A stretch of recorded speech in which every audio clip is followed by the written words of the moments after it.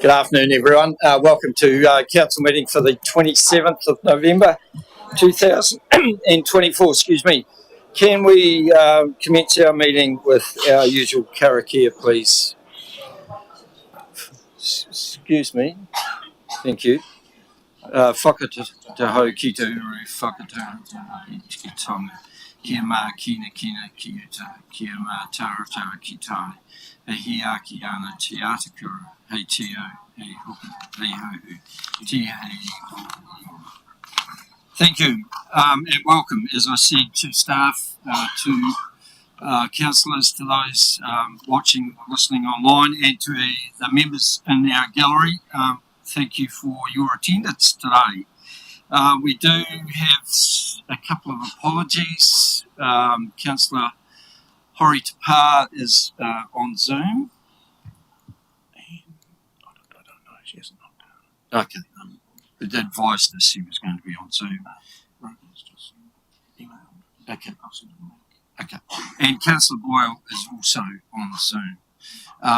Also noting that apology for Deputy Mayor Allen, who will be leaving early today. But can I move those apologies? Seconded by Councillor Jennings. Thank you. All those in favour? So we do have some members of the public who wish to speak to us today, or one member of the public who wishes to speak to us today. Can I welcome Zeb Mansell to the table, please? Hi, Zeb. Just take that seat in the middle, and if you push the button on the right of there, no, a bit harder, the red light should come on. Yep. Thank you. Good. Firstly, kia ora, and thank you for the opportunity to speak today. The item on the agenda I wish to address is item 8.3, options for reinstatement of burn mowing, or to mow or not to mow as I call it.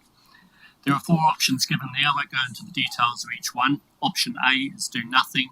Option B is to do a little bit, which is basically the entrances into the town and around the parks.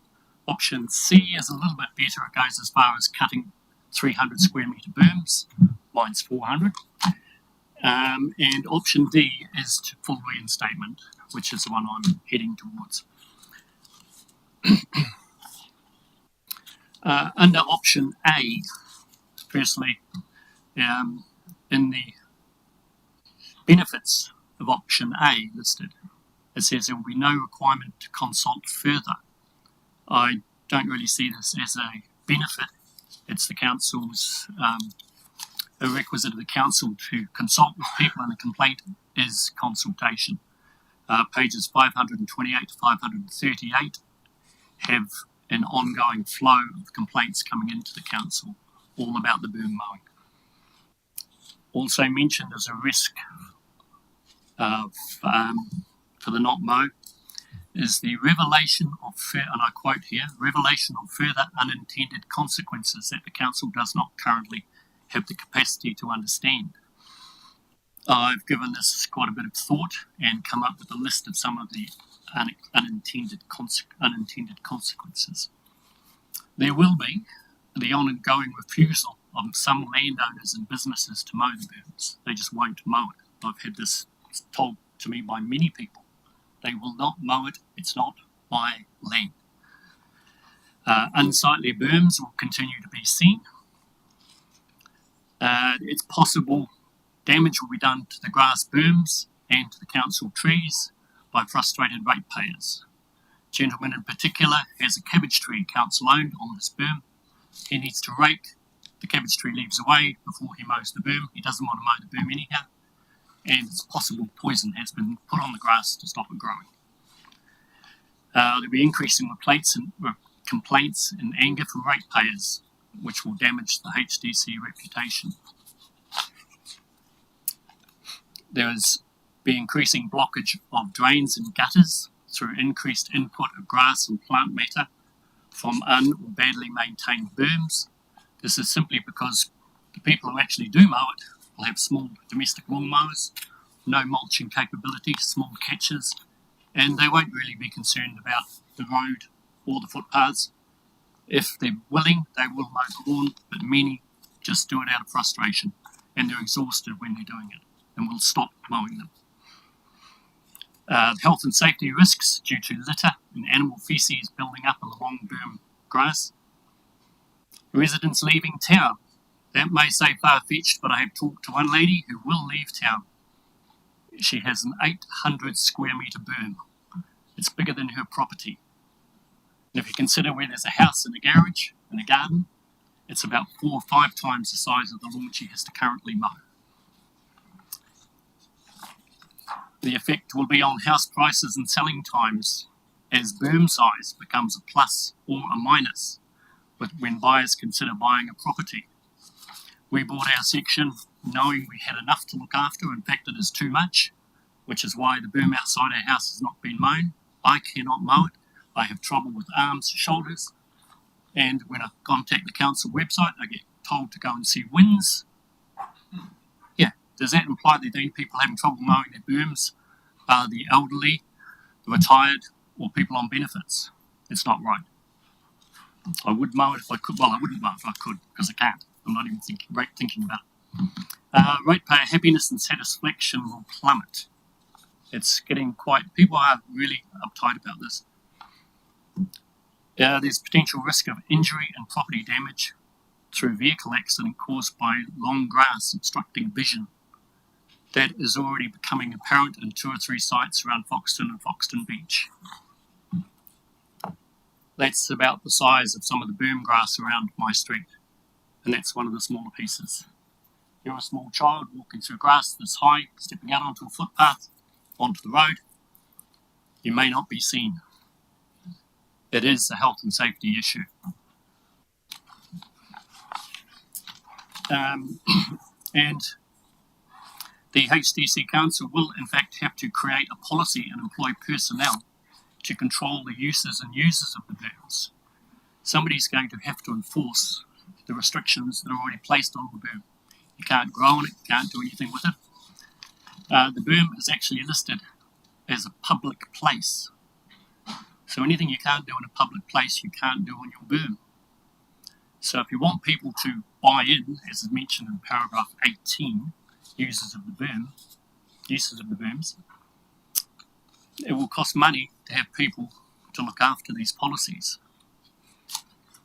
Health and safety is a big issue. Paragraph 18 also mentions the need for community support and understanding what can and cannot be done on the berm through the creation of a policy under the Public Places Bylaws. This will cost time and money to create those policies and enforce them. The HDC public places include, without limitation, any road, footpath, grass verge and berm.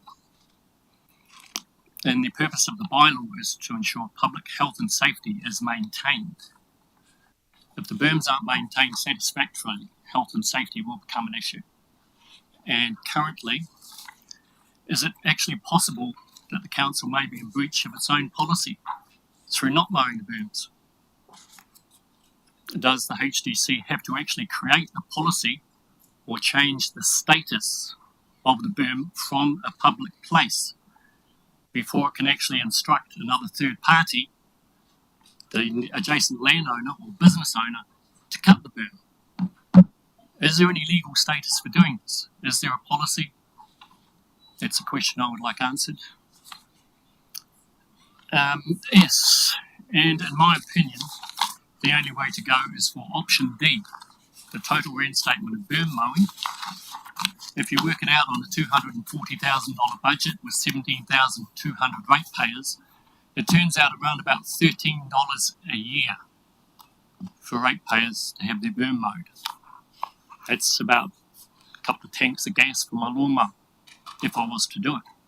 But even then, it far outweighs the cost of it, everything else included. The cost of it, I'd have to buy a new mower.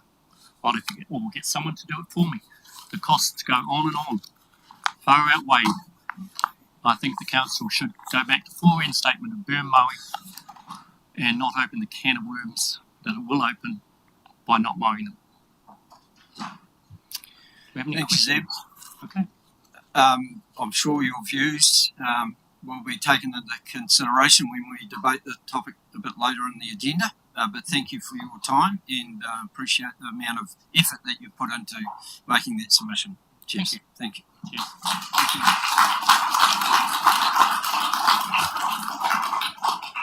Take my grass with me.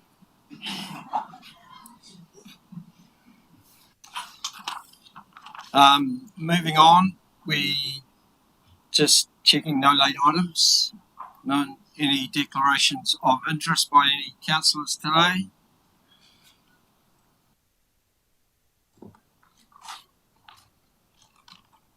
Councillor Tommy Hannah. Yeah, just wanted to note for the Muhunua West Reserve that I am an acting trustee for Ngāti Kikupiri, but that I'm not involved in any conversations, any of that, so it won't impede my ability. So noted. Thank you. Just moving to confirmation of the minutes. Meeting minutes of Council 30 October 2024 be accepted as a true and correct record, and that the meeting minutes of the public excluded council meeting of the 30th of October 2024 be accepted as a true and correct record. Second by Councillor Jennings. All those in favour? Against? Carried. Thank you. Sorry, Councillor. I had a change to the minutes. Councillor Brunton. Is that possible?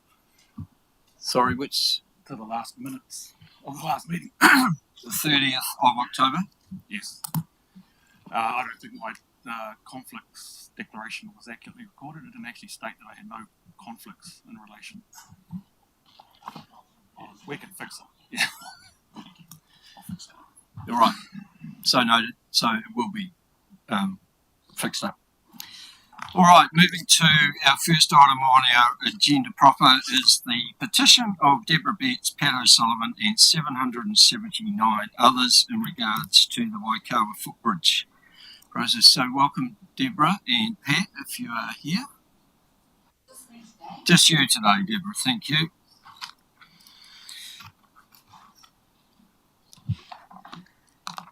Morena, thank you for this opportunity to talk to you today. My name is Deborah Betts and I'm the co-chair of the Waikawa Beach Ratepayers Association. And I'm here today to talk to the petition of the Waikawa footbridge. So this petition is a result of a previous inquiry at a council meeting on September the 11th about how well this bridge was used. And after the meeting, the ratepayers met, or Pat and myself, as the co-chairs of the ratepayers, met with council staff to discuss how we could answer the question of how well the bridge was actually used in our community. So initially the conversation did include a possible people counter on the bridge, but when this was discounted, we decided to put forward a petition. So the petition had 779 people sign it, and what it was asking for, just to read it, was that the people signing this were seeking assurance that the Horowhenua District Council that a footbridge will be retained into the future for the benefit of the Horowhenua community. So as well as signing, they were allowed, I have prepared a report, it's in the agenda, so there's a summary of it. As well as signing, people were able to leave comments. So over 500 people left comments, and over 200 of those were quite specific. So I do hope some of you may have the time to look at them, because people gave them with knowing they were coming to be put in front of the council.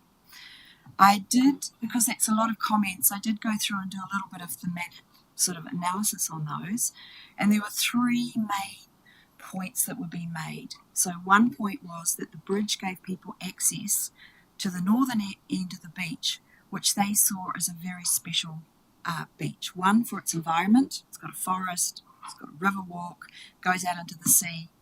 Two, because it's a really different environment, because it doesn't have a lot of vehicle use. So people talked about it being a really peaceful place, different from other beaches, where they felt safe to bring their families, walk their dog, take their exercise.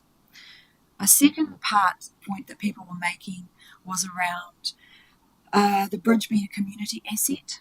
Now, obviously, the Ratepayers Association is part of that. We have boat race day, a sand castle competition on the northern side across from the beach in the summer. So people talked about how much it meant to them as part of the community to be able to have the bridge and to be able to access that northern beach. And one of the quotes is, "The bridge is the heartbeat of the beach community. Without it, Waikawa Beach is dead." So there was quite a lot of strong feeling about how important the bridge was as part of how we see ourselves. The third aspect was the dissatisfaction with the council. I'm sure that doesn't come as any surprise, and that you've dealt with this before. As part of that as well, what was interesting to me was the safety. There were several comments there about people were really concerned that without a bridge, people would still try to cross to that northern beach. And memories of when they tried to do that when the bridge was out before. And there was another issue around environmental safety, that DOC uses the bridge to access the northern beach, and there's things like sea spurge that they're managing, as well as endangered plants on that northern side. So there were a lot of comments. I have tried to help make them sort of more digestible or easily understood, but I would urge you to read them if possible, because they were written for you to read. I would just like to finish with two comments that I think are quite illustrative. So the first one is, investing in this bridge keeps the beach accessible for the elderly, the disabled, and in our case for our young families seeking to enjoy Waikawa Beach. I would also hate to see someone injured because the council decided to postpone spending money on the bridge or reallocating the funds for other projects. And this final statement that I thought was quite illustrative: please, for the love of God, HDC, make a sensible decision. The footbridge at Waikawa must be maintained. It is the only safe and easy access to the beach left. The elderly use it, the young use it, and everyone in between. Please make the right decision. There is enough stress in the community over beach access as it is. And just finally, you'll also see comments in there that they would like the bridge more accessible if the bull bars are removed. And that's another that comes through in the comments as well, to increase that. So, thank you for your time. Happy to answer any questions. Just for councillors' information, today we have the choice of receiving and noting the petition. We could refer it to the Chief Executive for a direct response to the petition organisers, or request a report from the Chief Executive to be presented at a later council meeting within 6 months of matters raised in the petition. Just noting that there would not be enough time to be able to request a report before our next council meeting on the 11th. So it would be next year before we do that. But just have any councillors got questions for Deborah at all? All right. Thank you, Deborah. I just want to acknowledge the petition. The fact that you've got 779 signatures on that, whether they be from Waikawa or Australia or other parts of the world.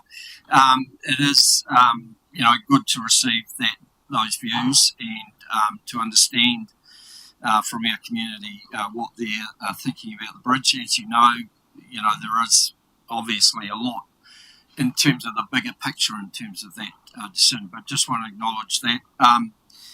In terms of dissatisfaction with council often find themselves in a position where it doesn't matter what we do, there will be people who will be dissatisfied with what decision we make, but that's the responsibility that the table has in terms of making those decisions. But thank you very much for coming today and acknowledging. In the breakdown, there was a breakdown of where people were coming from. Yes. And please note that the comments from overseas people usually were because they holidayed here or were here. Yep. Appreciate that. Okay. Thank you. Thank you.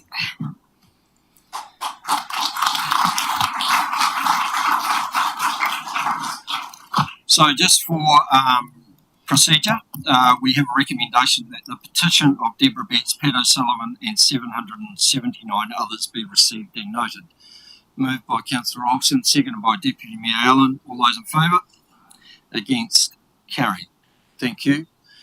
Any further discussion, or are councillors comfortable that we receive and note the petition and that further work be done? Or Councillor Proctor?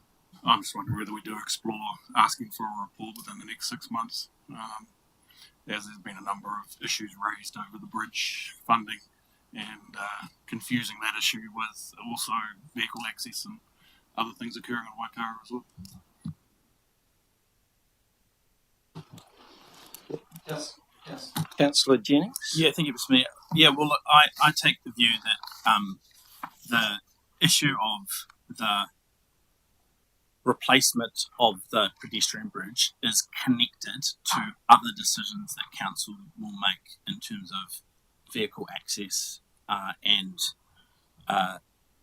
there's obviously also council has received a letter recently from a group called Walk on Waikawa that is threatening legal action in relation to the vehicle access issue, and so that could have financial implications for council. And so I view the access issue as one pot of funds, and that obviously if there was a financial implication in terms of legal action, that's going to impact on that pot of funding. So we've obviously got a report coming to the 11th of December council meeting, and so it would be useful to understand from the Chief Executive to what extent pedestrian footbridge related aspects could be addressed in that report, because I think that obviously the petition is useful insofar as it clearly signals that there's community support for to retain the pedestrian bridge, and I think that's good. From my perspective, there's elements of the petition and the way in which the petition's been conducted which have been a bit unfortunate in terms of some of the misrepresentation of some of the discussion that council's had at its workshop in August, and a bit of fear-mongering and panic that was created.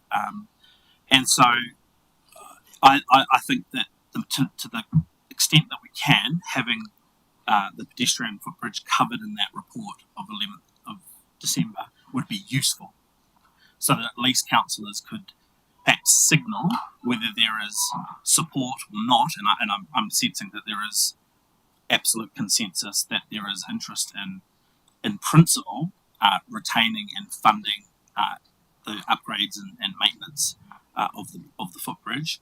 And so if that could at least be, if there was an opportunity to signal that in the 11th of December council paper, I think that would be useful. Chief Executive. Through you, Your Worship, good morning, councillors. Look, certainly the intent is that the report on the 11th of December provides the high-level context for council on how the pedestrian bridge and any potential decisions council might make about that connects to the vehicle access way decision, which council is still yet to make, noting that they are connected, but also noting that they are separate projects, and that while they sit in one budget line, council never intended, and nor has it been the direction of this table, that the funding pot be included as one funding pot to cover just one or the other.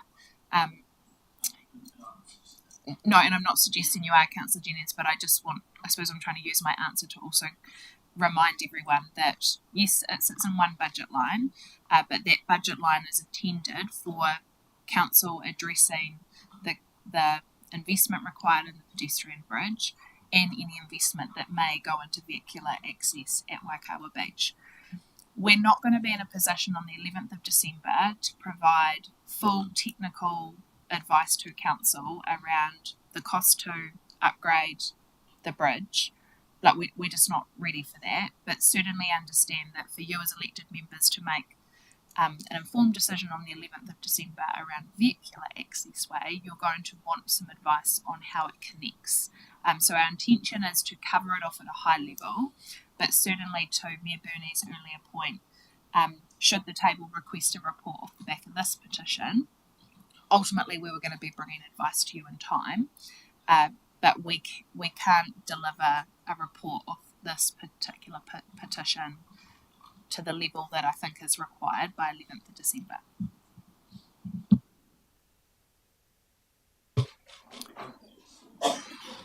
Sorry, haven't we already made a decision to receive it and note it? Yeah. So the program now in terms of a decision, well, I don't know, is a decision actually required on the footbridge, or is it simply that it's now managed through the capital?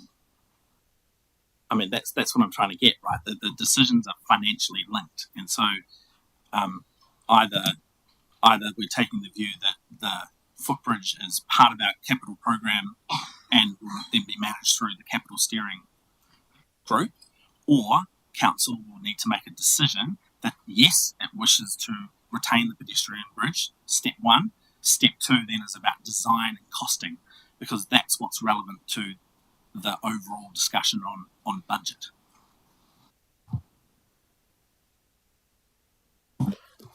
Monique, how through the mirror, if I can, to see how long would you need from a time perspective to be comfortable to present a report particular to the pedestrian access utilising the footbridge?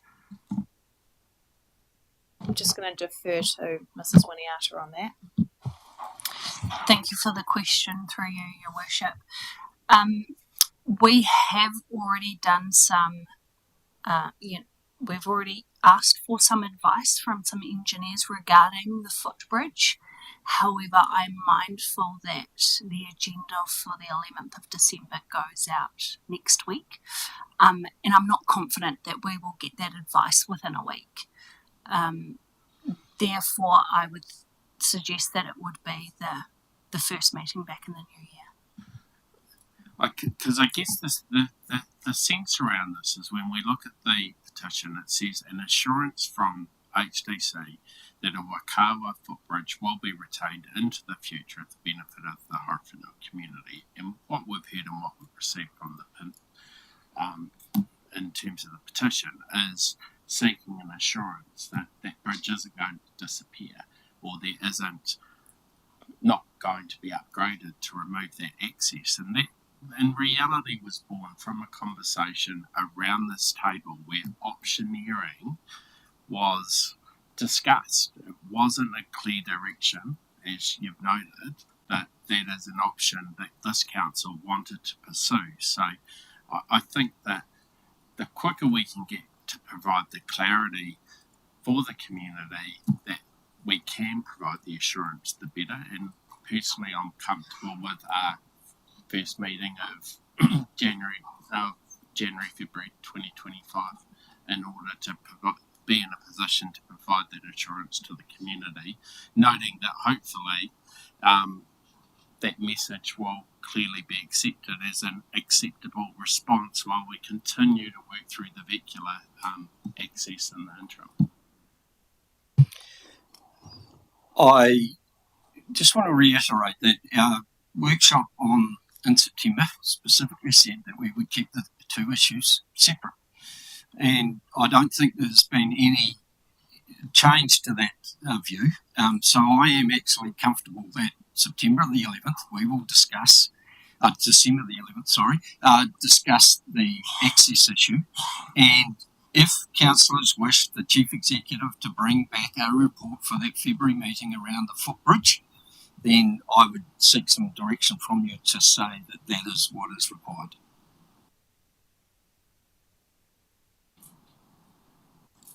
Just before we get there, where were we heading in that direction anyway?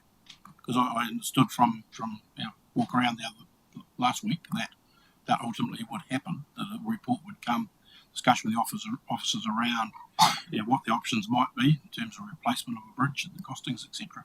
So I'm envisaging that a report was coming anyway. When would that be coming? Because if that's the intention, to note the petition, very, very helpful information, and a response from the CE would suffice if the intention is we've got a report coming anyway. It's just when.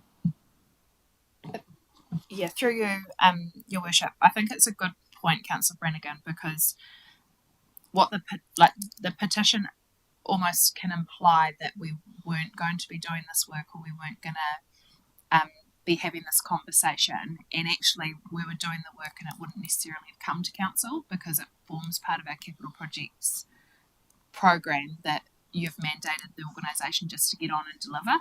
So I don't know whether we had intended to ever bring a report to council unless we get advice that says actually we've got a problem because we don't have enough money to do what we said we would do.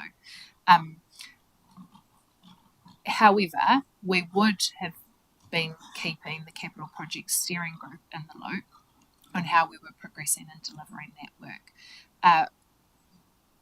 More than happy to bring a report directly to council rather than keeping the capital project steering group updated. I think our intention would be to do it in the first quarter of 2025 anyway. You've heard from Mrs. Winiata that we can deliver a report to the February council meeting. And then the other thing I would note, just to your earlier point, Councillor Grimstone, is that on the 11th of December, when council discusses the vehicular accessway matter, noting while it's a separate issue, it's connected because it is about how people use the place and the space. There is still the opportunity for elected members to consider how they use the high-level advice that we put in that report on pedestrian bridge to give direction or provide, to put a resolution on the table that satisfies the request of the petition anyway. So there's a number of ways in which we give the assurance that actually council have always intended for funding to be allocated to the pedestrian bridge. There's just been some, I think misinterpretation of council's intention. To give the petition some recognition, though, I am the opinion that we do need to direct the Chief Executive to bring that report back so that it is formally in our minutes and to acknowledge the fact that it is here. So I'm comfortable in moving that we seek that response from the organisation in terms of a report that of the issue raised around the Waikawa footbridge. And Councillor Proctor is comfortable in seeking that. Any further? Councillor Brannigan. Yeah, and then I guess after that, see that would then be monitored by the capital project steering group. So it's got that. Yeah, okay. More than happy with that. So I'll put the motion. All those in favour? Against? Carried. Thank you. All right.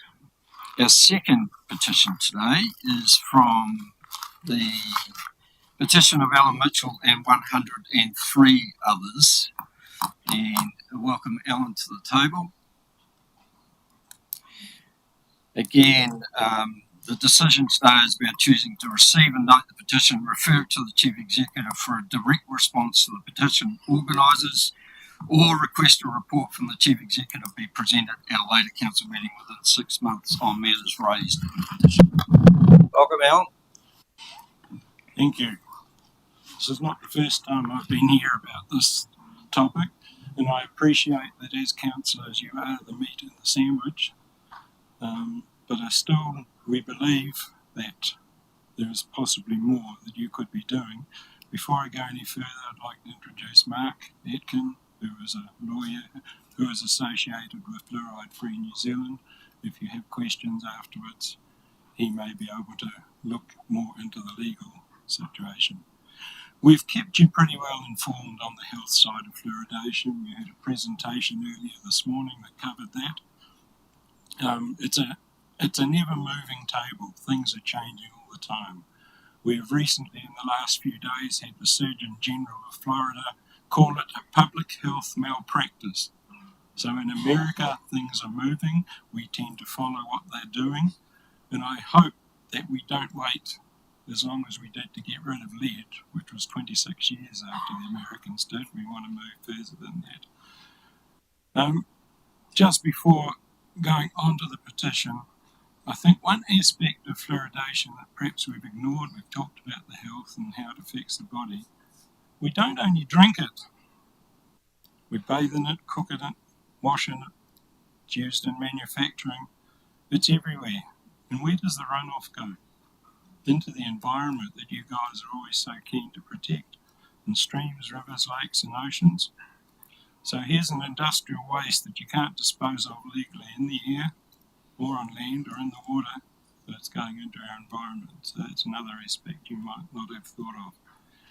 Our petition is really, again, it's been a little bit superseded because it asks point 1 to delay the introduction of fluoridation, and it's quite ironic that you're actually starting it today, of all days.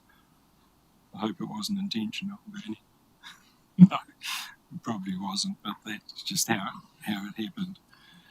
We're also asking that you write to the Director General of Health and just try and clarify whether she intends to prosecute councils if they don't follow the directive. She has been pretty vague, delightfully vague, and I believe has actually stated through her lawyer that she had no intention of ever applying them. And to me that smacks of blackmail, which maybe it's time we stood up against. And if she doesn't intend to prosecute, or if she does, you can seek an interim injunction. We believe it's time that this council and others maybe started working together. If you all got together, you could counteract the disinformation and the blackmail and just say no. You know, there are a lot of councils who are struggling with this very problem. How come you're not working together as a group and getting your information together like that? Basically, if fluoridation is so good, why do we have to be threatened to put it in the water? The other thing that I would like to bring to mind is a lot of your publications and your reports use fluffy words like well-being appears in just about every report that comes out from councils these days. I skimmed through your community well-being strategy program. The word health crops up multiple times, and page after page it talks about the health of the community. Almost as if you don't believe in yourselves. You're not prepared to sort of perhaps stand up against this fluoridation as much as you should, because you're negating your own publications in some ways. Basically, we ask, you represent us. We elected you to look after our welfare, among other things. So it's a pretty serious matter. I think if only one criticism I would have of council, that I don't believe you have been as open as you should have been about fluoridation coming in. There is a large section of our community who have no idea what's going on. We have had a couple of stands in town, we've talked to people, it's coming here, but I think by the size of the gallery we've got here, they're not all Waikowans, that shows that the community is not happy, and perhaps you could be a little bit more public about what and why you're doing it. We've had great trouble getting the information out to the community. Our newspaper didn't want to know, so it's basically flyers, word of mouth, and even social media. So we would just like to have a report generated, a bit of discussion. Are there things that you can do more than you are doing without coming to grief? It's been suggested to me that the possibility, if you go against this, you know, the minister might look at putting in commissioners. I don't think you're that bad a council that they're going to throw a commissioner at you. I hope not. Wellington and Tauranga were basket cases. The Bin Horowhenua District Council is not yet a basket case, I don't believe. You're all good, honest people, and you're trying to do your best for us. So I'd like the position to be presented, and we're happy to answer any questions that... Thank you, Al. Any questions? All right. Thank you very much. So, thank you.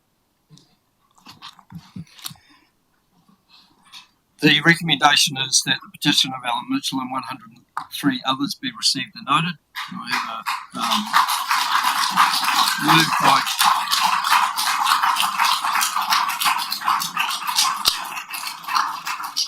moved by Councillor Tamihana. Do I have a seconder?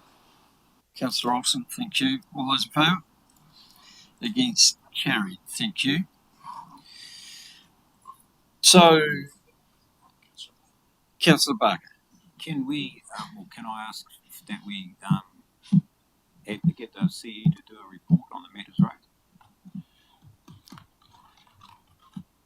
So, do I have a seconder for that? Councillor Young.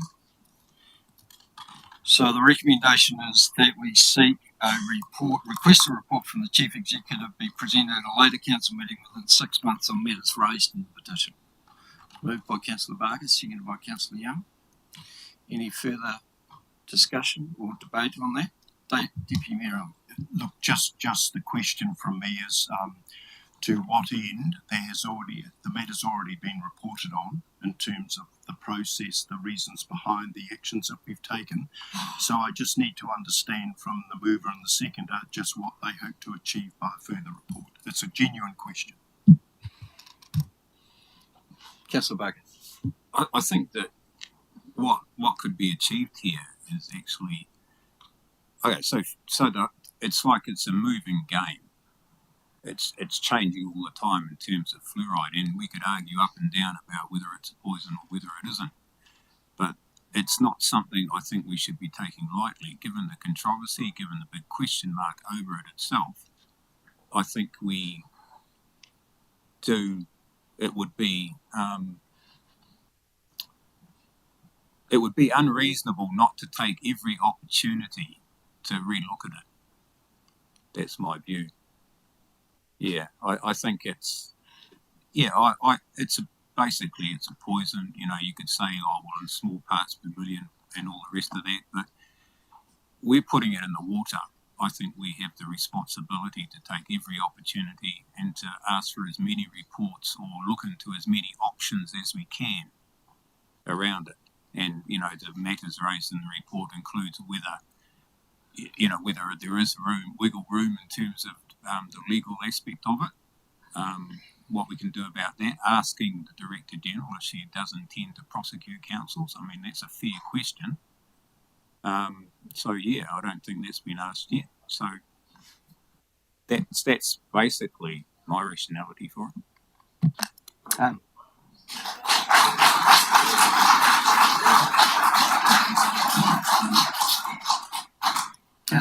I also echo Councillor Barker's points. I would prefer we explore why and if we will be taken with legal action, and also the cost, because I personally believe that we shouldn't be strong-armed into putting it into our waters.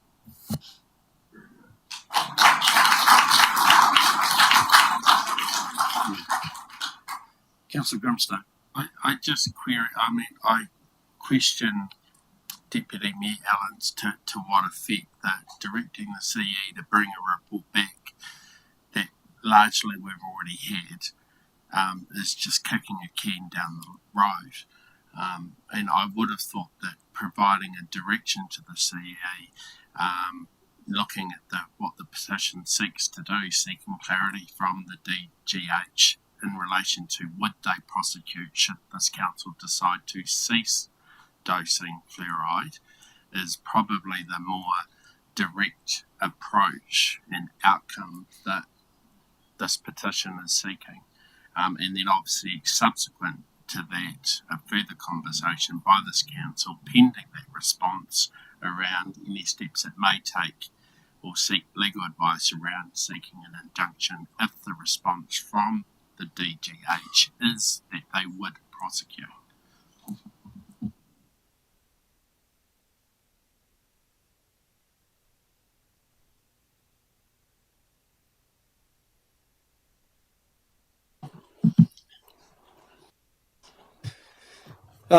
Advice I've received is that the direction needs to be given to the Chief Executive if you wish to receive a report.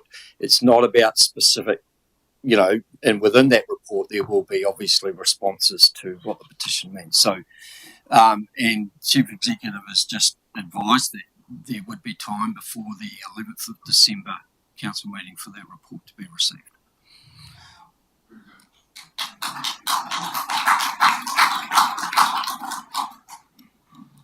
So for clarity, that report would then be more of an update on where fluoridation is. Is this because it's commencing today? So what is the report going to contain other than perhaps one or two of those questions that have been raised here? If I'm going to ask for a report, I might know what.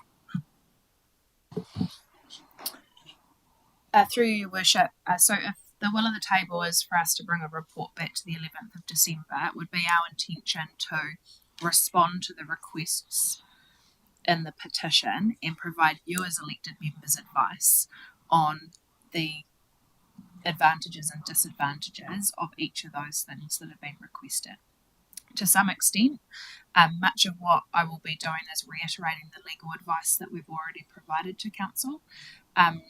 But for example, in the petition, there is a particular request about council exploring the idea of an injunction, and that's not something I've given detailed advice to councillors on. And so the report would provide you an explanation of what that process would look like, what the high level costing of that process might look like, for example. But certainly just reiterating what Mayor Burney has said, the idea is you receive a petition and you ask for a report. It's that report that gives you as elected members confidence that you've got the advice to then decide whether, for example, we write to the Director General seeking a response around whether they will pursue us. Yeah, I think it's important that, like, we received the petition the day before the agenda went out, so we put the petition on the agenda, but we certainly weren't in a position to provide that advice to you already. That's what you need to request of the Chief Executive.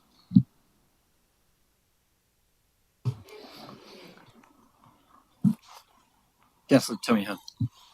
Yeah, I just actually wanted to endorse and concur the previous speakers to the motion.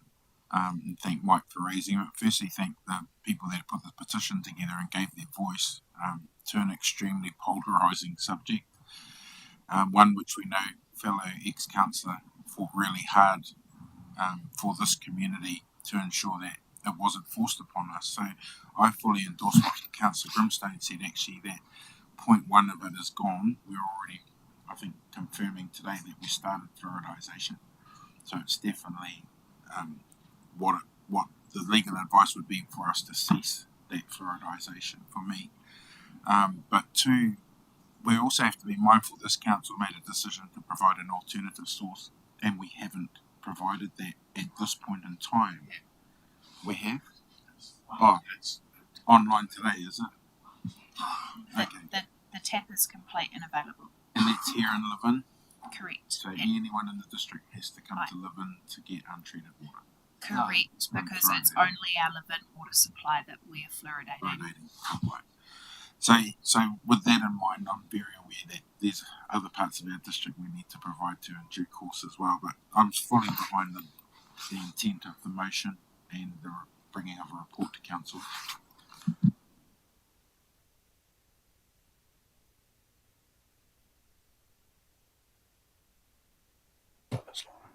Yeah, okay. So we have a recommendation on the table. There has been a division called for in terms of this recommendation. And so just bear with us while we get that underway. And I'm going to start at Councillor Olsen. Are you for or against the motion that we request the Chief Executive to present at the council meeting of the 11th of December on the matters raised in the petition?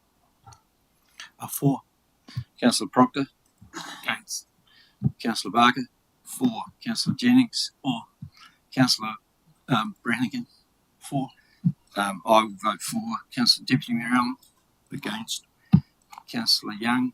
For. Councillor Tamihana? Councillor Grimstone? Aye. Councillor Hori Tapai? Not online. Councillor Boyle? For. Thank you. So the motion is carried. Thank you.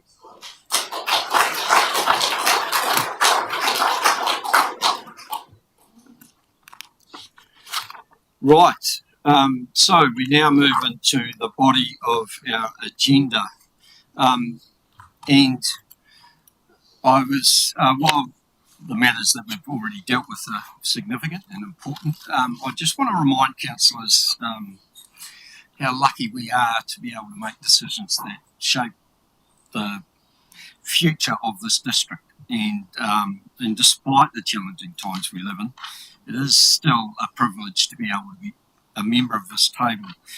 So I do look forward to a day of productive and positive debate and discussion on various topics and about the best interests of serving the best interests of our community. Unfortunately, all our members of the gallery are leaving us because they don't consider the rest of the agenda as important as what they were here for, but that's, yeah. So we move on to 7.1, which is the mayoral report. I'll move that this be received and noted. Seconded by Deputy Mayor Allen. All those in favour? Against? Carried. Also noting that we have a recommendation B, that Council resolved to not fill the extraordinary vacancy created by Councillor Tukupu's resignation as provided for in section 1173B of the Local Electoral Act 2001. I'll move that. Second of it again by Deputy Mayor Allen. All those in favour? Against? Carried. Any questions or comments around the report? All right, thank you. Moving on to 7.2, which is the chairperson's update for the Te Awaho Foxton Community Board. Move that this be received and noted. Seconded by Deputy Mayor Allen. All those in favour? Against? Carried. Is the chair of the Te Awaho Foxton Community Board here? Is not. Is there any items that councillors wish to raise contained in the report? Councillor Tamiana. Yeah, just one for me. I did note, I'm pretty sure it was in here, around council looking to purchase Nash Parade buildings. Will we get a little bit more information around that in due course? Are they derelict?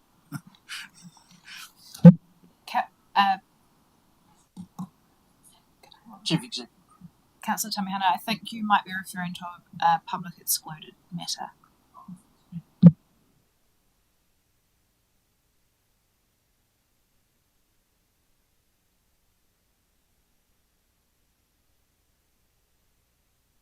Moving on to 8.1, which is the Local Water Done Well Government Legislation Regional Options Appraisal.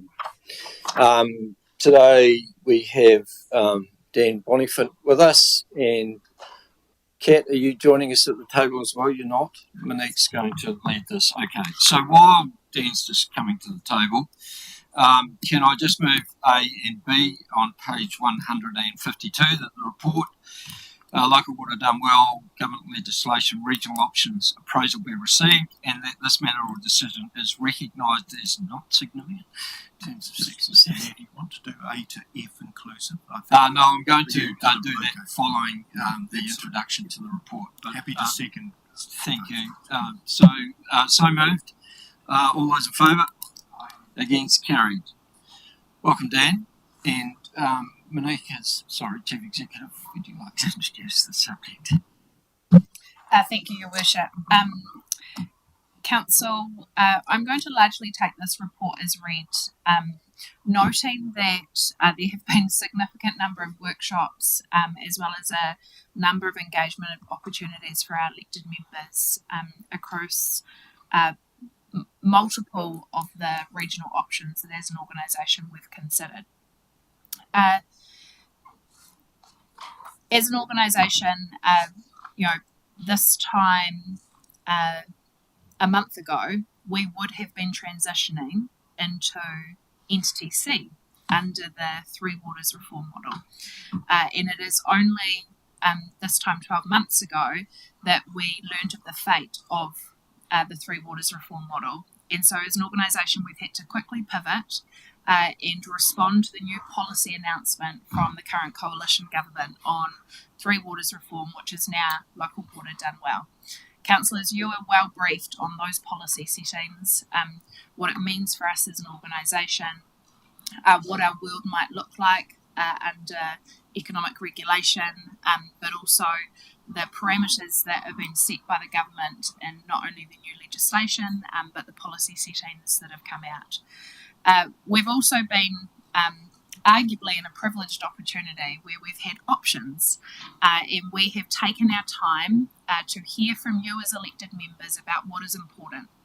And we've used those objectives to form a multi-criteria analysis to help give you advice on when we think about what is important, what does that mean for our future. We've also tested that with community, and noting that while this waters journey has felt like a long one, today's decision is one stepping stone to what is going to need to be further engagement and further consultation with our community. The decision that we're seeking from Council today is for you to eliminate some options and endorse what options we continue to pursue, noting that we're seeking your guidance on the preferred option so that we can develop the draft statement of proposal and the draft water services delivery plan in order for us to meet our objectives under the Act. I want to note and acknowledge the work of Morrison Lowe. We have participated in a formal Wellington process and a formal Horizons process, but taking the guidance and signal from this table, as you know, we have explored other options, and it was important that we had a consistent base that we modelled those options through, and that is the work that Morrison Lowe have supported us in. And you'll note that there's a number of attachments to this report, but the first attachment, and probably the attachment that I would really encourage you to continue to refer to, is the one that helps you compare each of those models against each other using similar assumptions.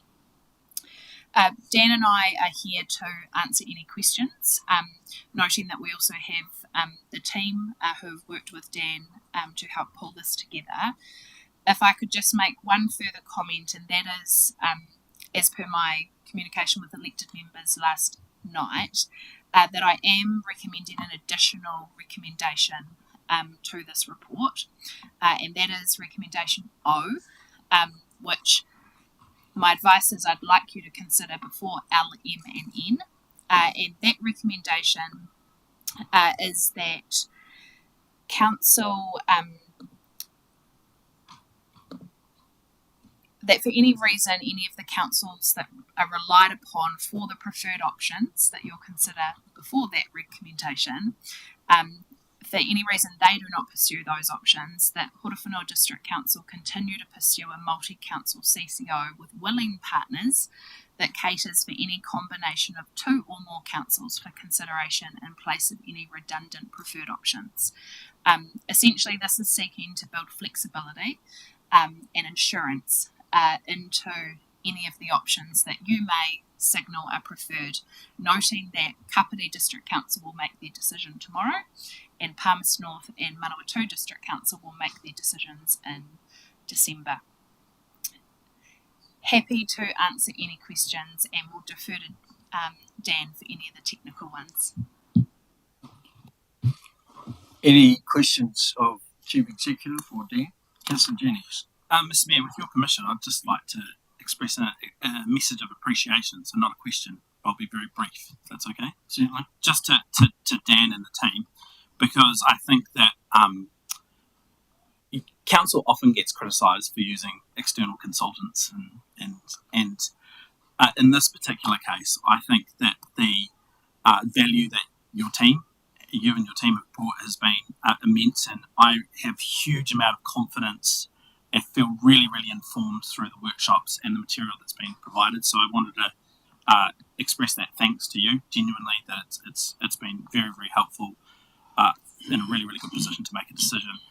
Thank you to Catherine Pollock and the wider team for all of the work that's been done. I think that certainly the position we've found ourselves in is it's very clear about sort of the way forward and what can be rolled out in terms of the information that's been provided. So, yeah, thank you very much for all the hard work.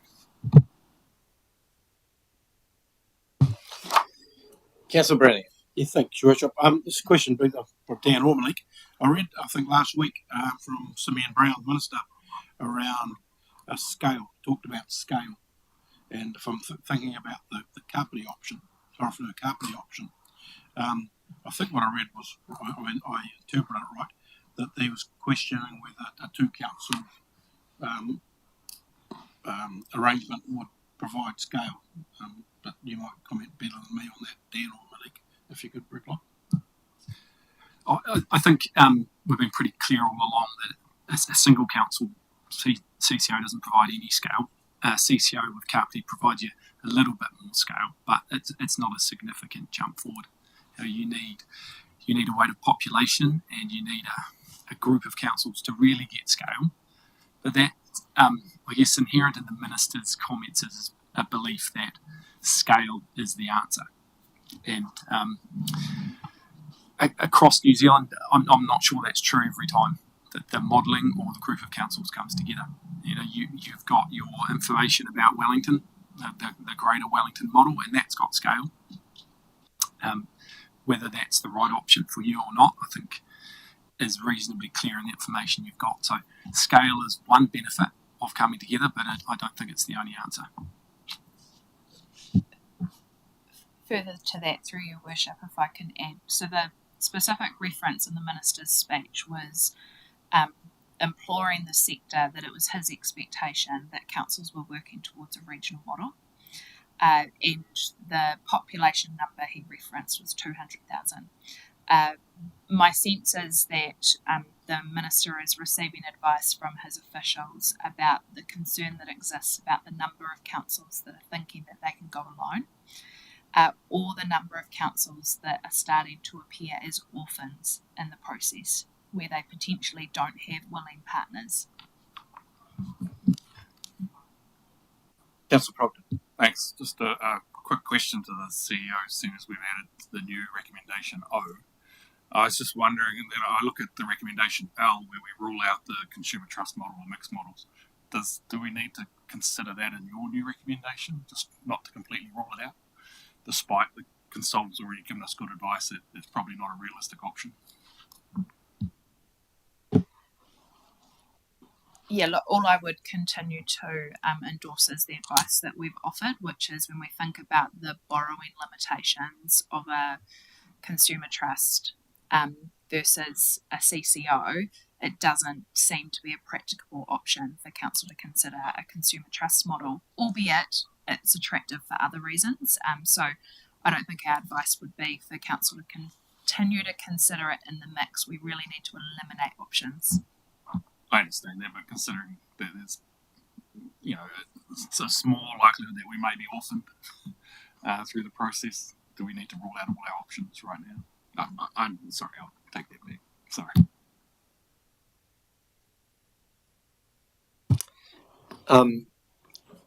And the message, as I put in those comments that I made here in the forum, are very much the minister was very strong in his views that economies of scale are the answer, but also that regionalisation is expected.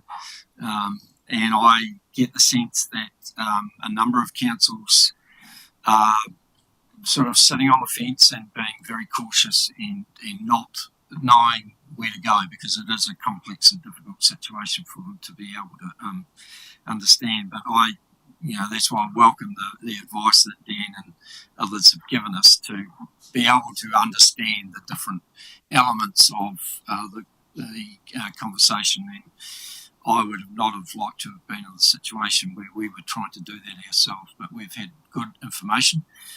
DIA has also offered us some support in terms of if we have questions or need some understanding of what we're getting ourselves into, then they are there to support us as well, so which is reassuring.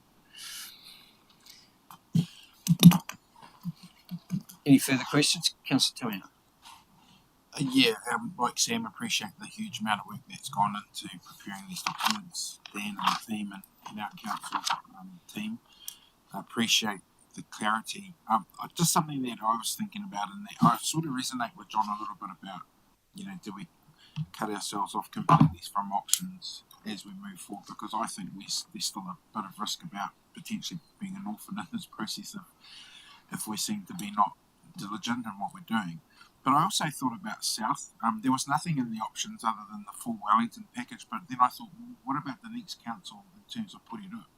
You've got HDC, Kapiti, as an option, and you've got different options. But there was nothing explored about HDC, KCDC, and Porirua in terms of proximity to one another, capacity, and and I think one of the things we talk about in our papers there is around resilience. If we have these smaller models, we become less resilient. But then I sort of wonder, is having a bigger party considered in these models something we should have been looking at? Yeah, through your worship, it's certainly a good point, Councillor Tamihana, but it's not an option that Council asked us to explore. Even if we were to go explore it, Porirua City Council have made a decision that the Wellington regional model is their preferred option. There is a very strong desire of let's call them the Wellington Water Councils, so the Two Huts, Porirua and Wellington, to stay together as a unit.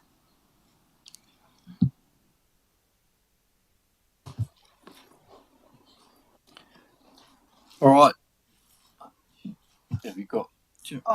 Sorry, just one further thing that I forgot to mention, and just noting that Council had asked me to go away and do some work to understand specifically some of the recommendations that were going to the other councils and kind of where particularly Manawatu, Palmy and Kapiti were sitting, and I suppose just to publicly reassure Council that my understanding is that all four of those reports will include the KCDC, HDC, MDC, PNCC option as a preferred option.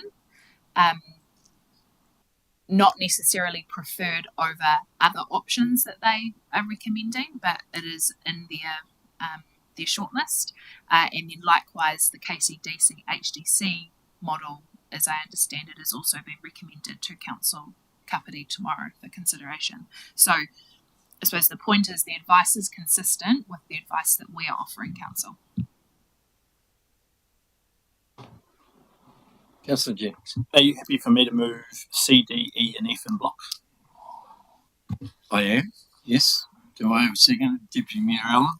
I will read them because just for those that are online who may not be aware of and not have an agenda in front of them. D, the Council notes the legislative changes enacted under the Government's program Local Water Done Well through the Local Government Water Services Preliminary Arrangements Act 2024 to address long-standing water infrastructure challenges, which includes the requirements for councils to produce a water services delivery plan and accompanying implementation plan by 3rd of September 2025, ensuring water services are financially stable, and greater central government oversight through economic and quality regulation.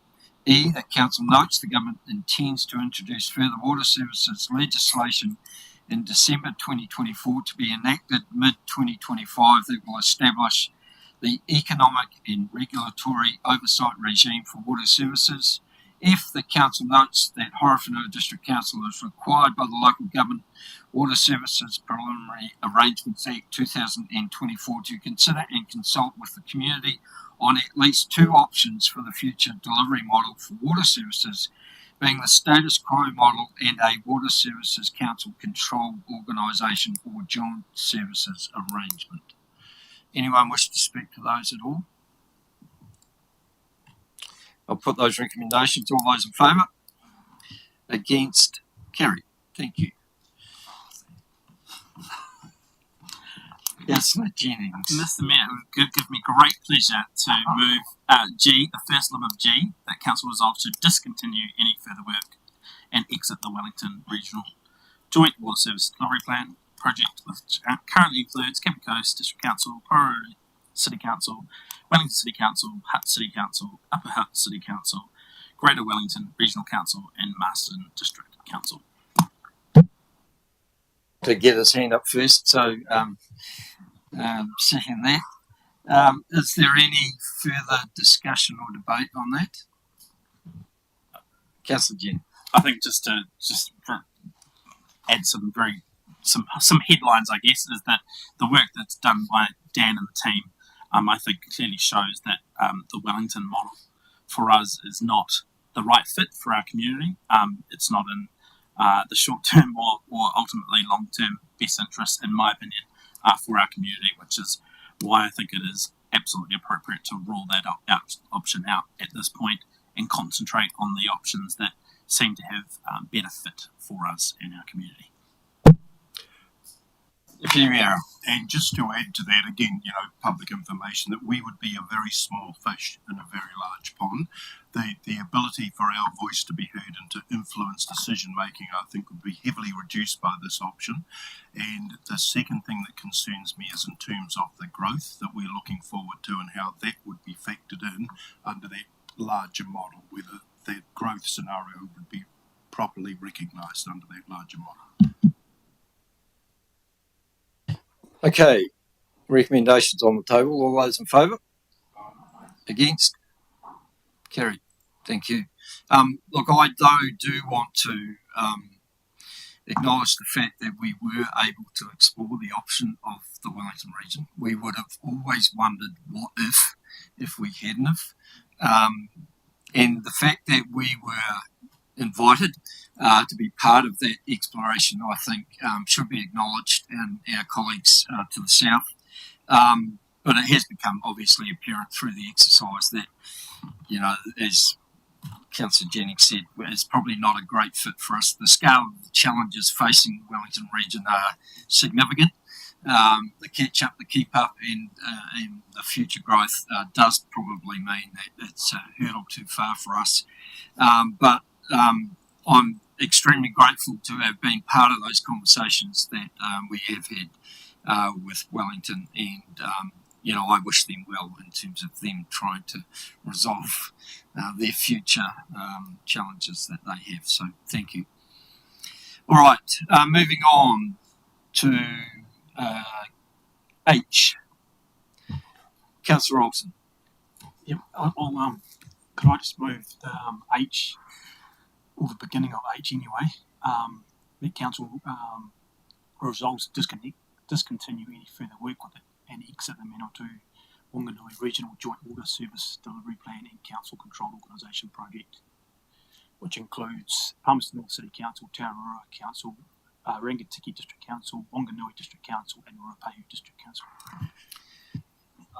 And noting that Manawatu District Council is not listed there because they have already pulled out of that model. All right. So seconded by Deputy Mayor Allen. Any further discussion? Just quickly, Mayor Bernie, for me, it's probably narrowing the focus a little bit. I think just within that wider group, I think we would be spread pretty thin as far as some of the issues, on a more of a regional base.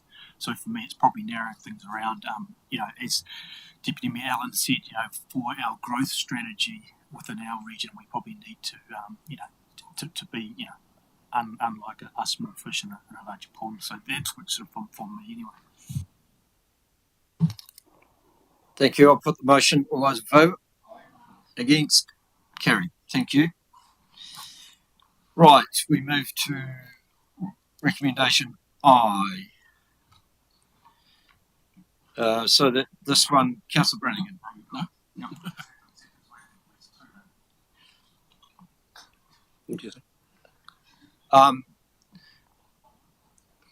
We have to have at least two, but one of them needs to be the status quo, right?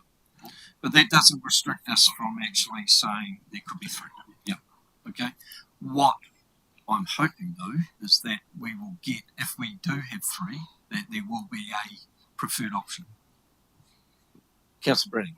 Yeah, can I move that council resolves to continue to participate in discussions with the multi-council joint water services arrangement, which includes Horowhenua District Council, Manawatu District Council, Palmerston City Council, and Kapiti Coast District Council.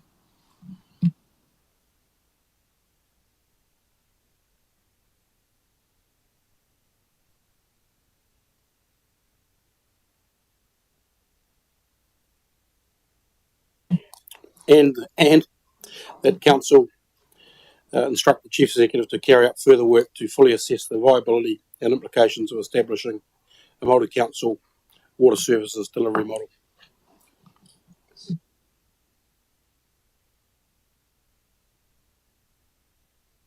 Any further discussion?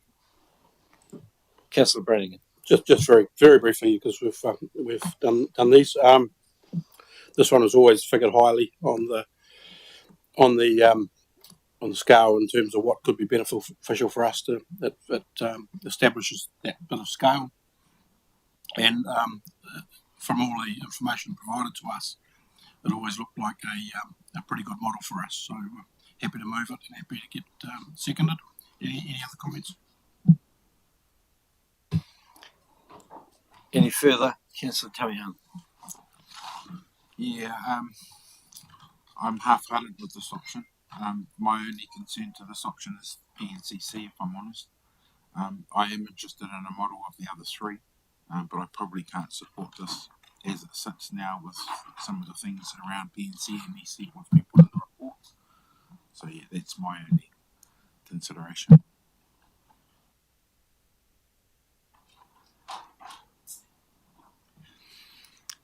Nothing further. I'll put the recommendation. All those in favour? Against? Noted. Councillor Boyle, just checking that you are hearing us all right and that you are voting, we are recording your vote.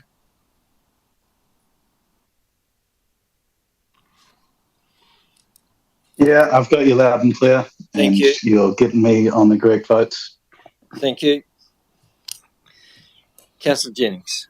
Under James, Mayor, I'd like to move that the Council resolves to continue to participate in the discussions with the Joint Council Water Services Arrangement, which includes Horowhenua District Council and Kapiti Coast District Council, and that Council instruct the Chief Executive to carry out further work to fully assess the viability and implications of establishing a multi-council water services delivery model.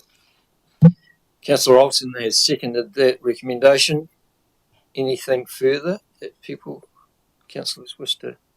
Councillor Jennings. Probably just a carbon copy of what Councillor Brannigan just said, that again this has been one of those models that has featured highly in terms of elected members' interest and wanting us to look into. So yeah, I think that we continue on the journey with that and signal our interest in working with our closest neighbour to the south.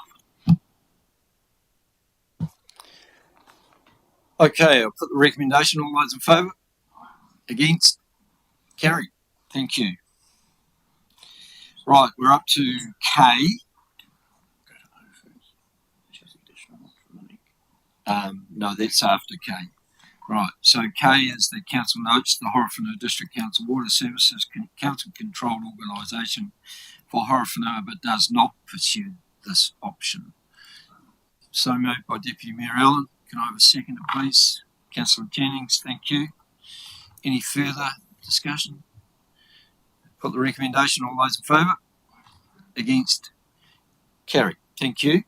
So we now move to the recommendation that the Chief Executive foreshadowed as recommendation O.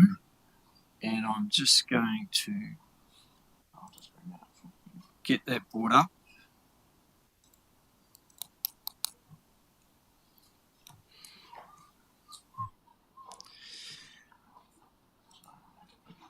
Oh, thank you. So, recommendation O, that for any reason any of the councils relied upon for the preferred options do not pursue those options, that Horowhenua District Council continue to pursue a multi-council CCO with willing partners that caters for any combination of two or more councils for consideration in place of any redundant preferred options. Moved by Councillor Olsen, seconded by Councillor Proctor. Any further discussion? Put the recommendation. All those in favour? Against? Carried. Thank you. Right.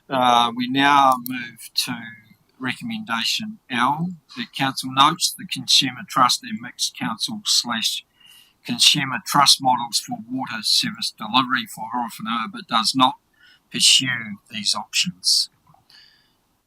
Moved by Councillor Jennings, seconded by Deputy Mayor Allen.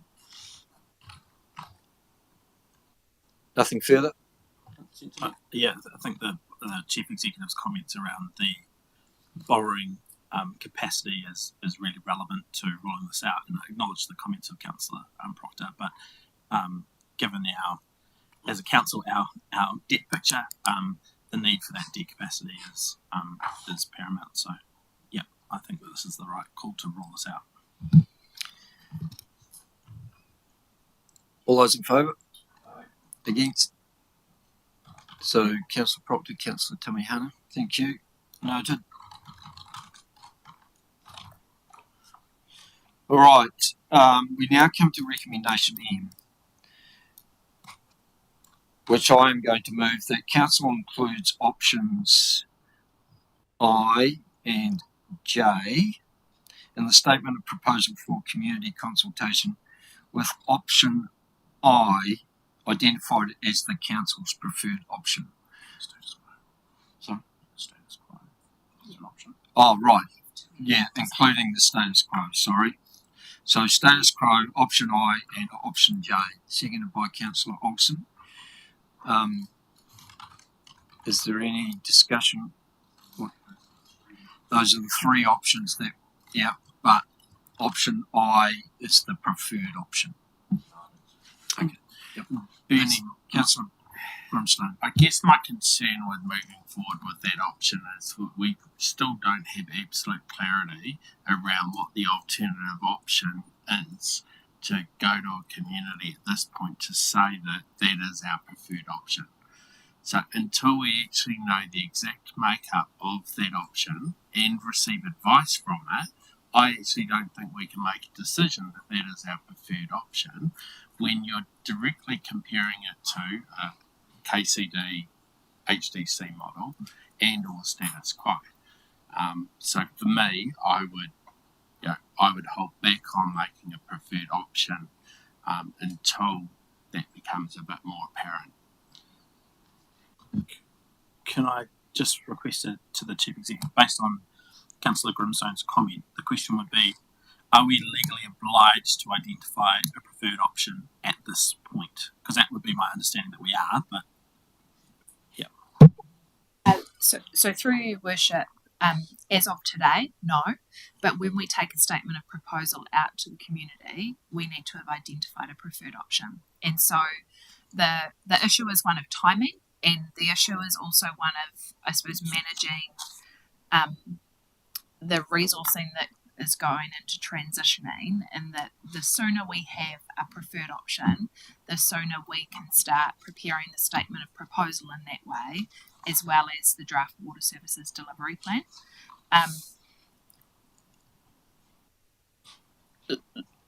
Council don't have to determine a preferred option today. If they don't, what it would mean is that we would bring a report back to the February council meeting, where we would be asking you to make a preferred option then. Because what we couldn't afford for is for us to bring the statement of proposal to you in April and not have clarity on what the preferred option is. Can I have a follow-up question, Ms. Mayor? So is it your expectation that the other councils tomorrow and next week will obviously they'll be taking an approach similar to us where they rule out options, rule in options, but is it your expectation that they will be expressing a preference so that if that becomes clearer, then a report could come to the 11th of December meeting as a late item so that we might have more clarity by in a week's time? think through your worship, by the 11th of December, not all councils will have made their decision. One council's meeting isn't until the 15th of December. We could have a meeting the week prior to Christmas, Councillor Jennings. My understanding is that chief executives are keen for their council to identify a preferred option, but I think we are all realistic, and I particularly note that I understand at Palmerston North City Council there is concern about, we still haven't got the bill around economic regulation, and that is supposed to be introduced into the House next week. But yeah, I might just defer to Mr. Bonifant just to check whether he'd have anything further to add around the not having a preferred option pre-Christmas. No, I don't have anything useful to add to that. But other than, I think expressing a preference is helpful for the other three. If you don't, or the other two, if you don't express a preference, then they're going to be sitting around their same table wondering what the meetings before thought was their preference. It doesn't bind you to that being the only one. Your new recommendation O has given you the opportunity to work with what is still there as a group. But you're just making a call now about what your preferred is. Councillor Tony. Yeah, thanks. Look, I don't have any reservations about the relationship our CEO has with other council CEOs, and that they can have good amicable discussions about whether we preempt or don't preempt a preference. I'm with Councillor Grimstone. I'm not willing to predetermine a preference right now. I'd like to see a little bit more work done around it. I'm also thinking, Monique, with O, the new recommendation, does that mean that that's only for the councils that are left in our discussion, or is that actually signalling that there's still potential for other opportunities out there as players fall in, fall out type thing? Because when I read that recommendation, I've read it several times now, it still makes me think there's other options potentially that could fall out at your delegation. So would that be right? Is it pertinent just to the parties that we're agreeing to, or is it actually potential to cover others? And I'm going to follow up comment.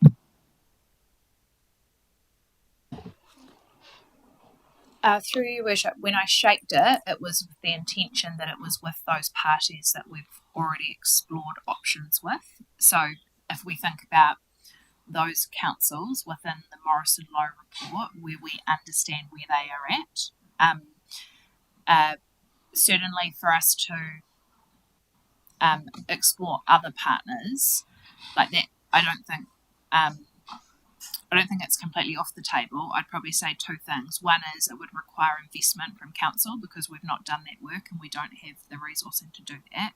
But secondly, it would probably put us in a position where we'd need to be considering an extension from the minister to give us more time to do that.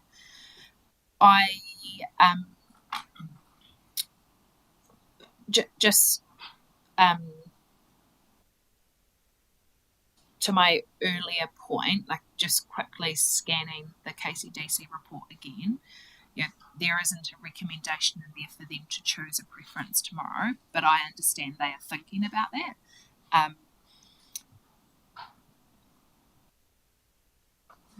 I think it's both points are valid points and things that council should consider. So acknowledging that we've framed those as questions, but we're obviously in debate because the motion's been seconded, so it's on the table. Did you want to speak to why you have put forward the preference? Because I think that might help. Yeah, definitely. So my view is pretty much along the lines of what Dan has explained in terms of, I think, sending the signal that we are looking for economies of scale. We're looking for close neighbours. We're looking for what in the long term may be if you like, the early conversations of different sorts of relationships and partnerships that we might be able to explore in that. Look, there are risks. I get that. There's a risk that Palmerston North are requesting that they have a bigger say in any entity that they're part of. And obviously, for me, that's a bottom line, that we wouldn't agree to that. But I think at this stage, this is not signalling what we will finally decide in April, May, whenever. It is basically saying to our community that we think at this stage, this is the best position that we could be in for our future. I believe the work's been done. Dan, Kat, and all the other people involved in terms of giving us the information as to whether we should join one group or another gives me some confidence that we can signal that we do have a preference for the bigger entity. My concern is that a smaller entity would struggle to survive. While I see some benefits, certainly with joining Kapiti, but I also want to send a strong signal to those councils that are going to make a decision in the next few days that is where we see our direction going. Because I don't want to, they'll be in the same position as us, waiting for everyone else to make a decision. I'd rather us lead the way, to be honest, and make a decision. And while it is not the final decision, it is sending a signal that we are comfortable in the direction of travel that we're going. So that's where I sit. Councillor Tamiya. Yeah, thanks, Benny. And just following on from that, the final points I was going to make is this isn't an easy decision. There's two things I'm really concerned about that came through in the reports. One is around acknowledgement of tangata tiriti, tangata whenua,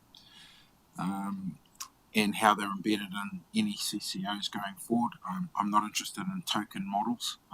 It's definitely constitutional stuff that people I represent need to see and feel that they're a part of and they're part of the decision making. So that's really a signal to any other councils that it needs to be genuine engagement and participation by Māori.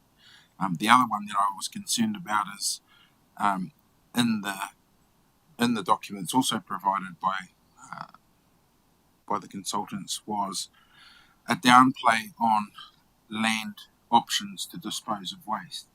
That's really concerning for me because the government are looking to lax the laws around that. This district have committed to land-based disposal, so anything that puts our rivers and waterways at risk again, I would be fearful that the Crown are potentially undermining this council's direction already to ensure we're not polluting our waterways. So I'm just going to put those two matters for me are significant, that I need to ensure the participation of all our parts of our community are not just heard but seen and appointed, and that our environment is not put at risk because central government wish to lax particular types of rules and laws and legislation around RMA and other matters. Kia ora. And I'm sure, Councillor Tamiya, that a consultation engagement will be very thorough in both those areas when we go out to consultation early in the new year. I guess my thoughts are further to what I've already said is that when I review the options before the table with the advice that we've received so far, the financial implications for both of those options are largely the same. If we then refer to the non-financial options, then actually we're amber across the board for the preferred option that you're indicating you'd like us to give an indication from. Yet for quality of service and ability to influence, we're both green. And around this table, the ability to influence has been a really key driver to any decision that we're making, and highlighting that the commentary rule within the report regarding service delivery measures states that KDC and HDC are more aligned on service delivery options. Level of service and performance are high compared to other councils in the identified model. So we've already given out 2 roses. I'm not necessarily hearing the argument to give out 1 rose and hold back another to keep our options open, because I actually think we've already given both those councils or all full councils a very clear indication that this is our preference by saying no to Wellington, rolling out Horowhenua CCO model. I think we've already given them enough of a steer that they don't need a preference steer, citing that both options are still absolutely on the table for further exploration. Based on further decisions and advice, we can then endorse one over the other and give out that rose closer to consultation.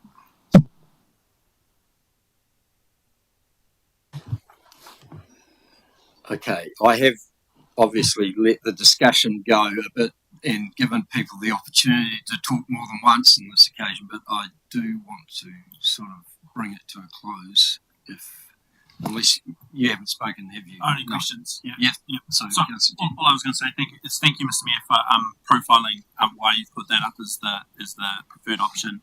I'm with you that we should be putting up a preferred option at the moment. I've listened to Councillor Grimstone. On this occasion, I think that it is important to send an even clearer signal about where our primary interest sits. Unfortunately, my preference probably sits with the Horowhenua Kapiti model. Personal preference is that that's the right model for us, and so. But if this is a difference between this motion passing or not in terms of with a preference, I'll support you. I support your motion because I think it's important that we do signal a preference at this point. So I'm keen to see where the debate and discussion goes.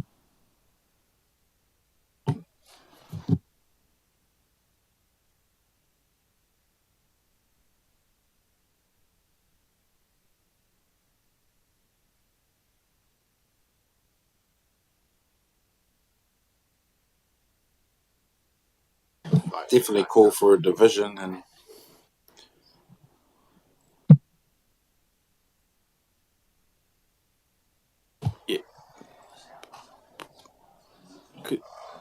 Could I request movement on that?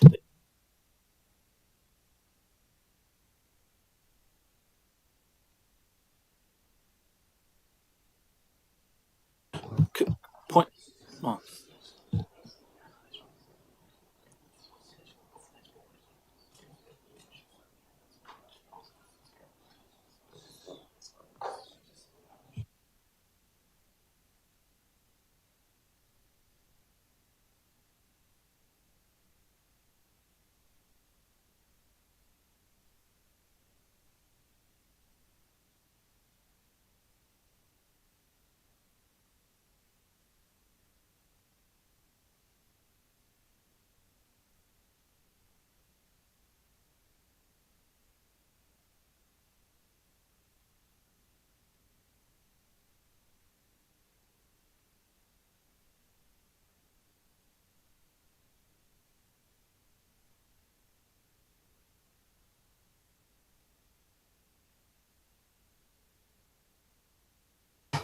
So that's an amendment to the initial.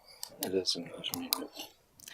Look, noting the discussion that's been around the table in terms of some no clear consensus in terms of whether we should have a preferred option or not, what I'm now going to propose is that recommendation M, in fact, gets split into two parts.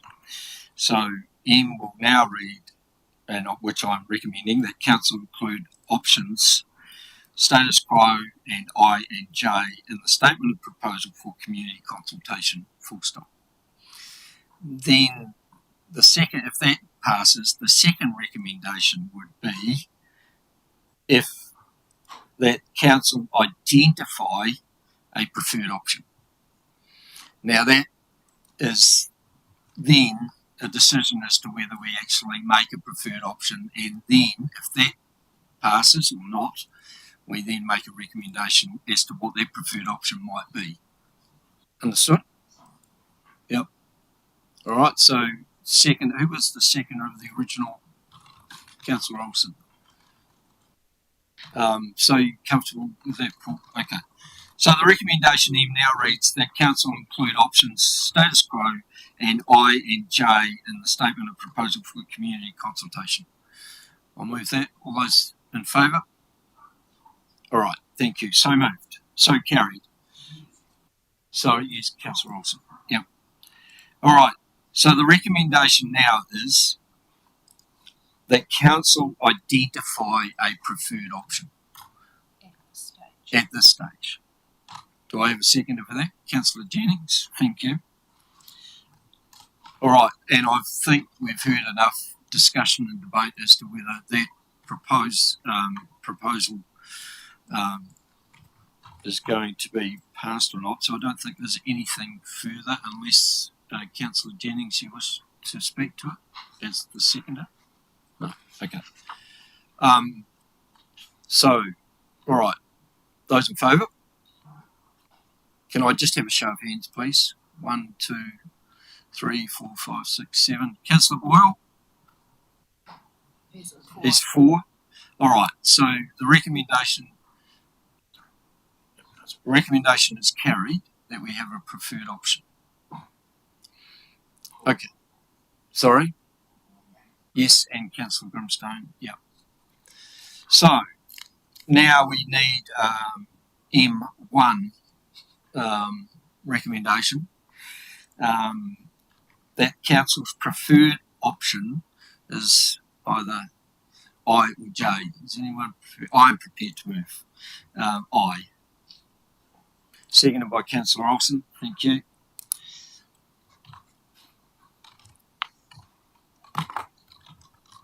Councillor Tamihana's disappeared. Is there? Pardon? Whare Paku. We'll give him the opportunity of waiting for him then to ensure that his vote is recorded. I wouldn't like to. Can I request a division on this one? Yes, certainly.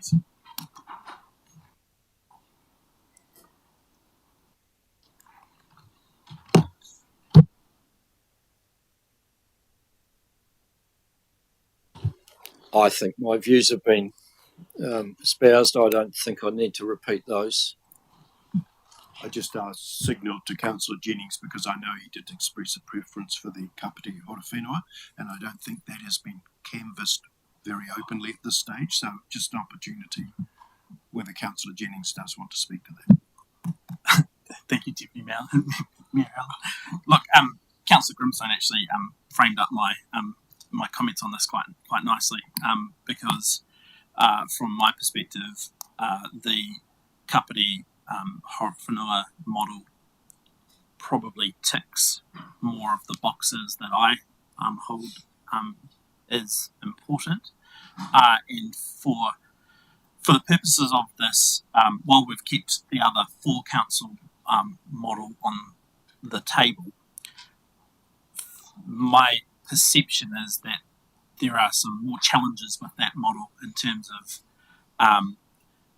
getting it over the line, in terms of getting those 4 councils on board, and like you've profiled, Mr. Mayor, the proportionality issue in terms of the shareholder agreement, that kind of thing does trouble me. And what I would really like to do would have been to signal quite clearly to Kapiti, we really want to work with you, whether that's part of a 2 council model or a 4 council model. I think that I would like, my preference would have been to signal that that's where we see the primary relationship, acknowledging that we might take the view that yes, economies of scale means that actually we need to look to that bigger model, that 4 council model. So that's really where I sit, is that I would have liked to have seen that signal, but and why I've requested the division is that I just wanted to see where people sit in terms of that thinking. Okay, so the recommendation's on the table. That is that the preferred option be option I, and a division has been called for, so I'm going to start to my right for the Deputy Mayor. Against? Against. Councillor Young? Against. Councillor Tamihana? Abstain. Councillor Grimstone? Councillor Horitapa, Abstain. abstain. Councillor Olsen, 4. Councillor Proctor, 4. Councillor Barker, Against. Councillor Jennings, Against. Councillor Brannigan, Against. and I will vote for. Councillor Boyle. Against. Against. So the motion is lost, I take it? Yes. 4 votes to 5. Okay. So, So we carried a motion to say that we wanted to identify a preferred option. Yes, so can I then move M3 that M2. then we identify option J Okay. as the preferred option. Okay. Seconded by Councillor Young. I don't think there's any further discussion needed. So we'll start with Councillor Brannigan this time. 4. Councillor Jennings. 4. Councillor Barker. 4. Councillor Proctor. Against. Councillor Olsen. Against. Councillor Horitapa. Abstain. Councillor Grimstone.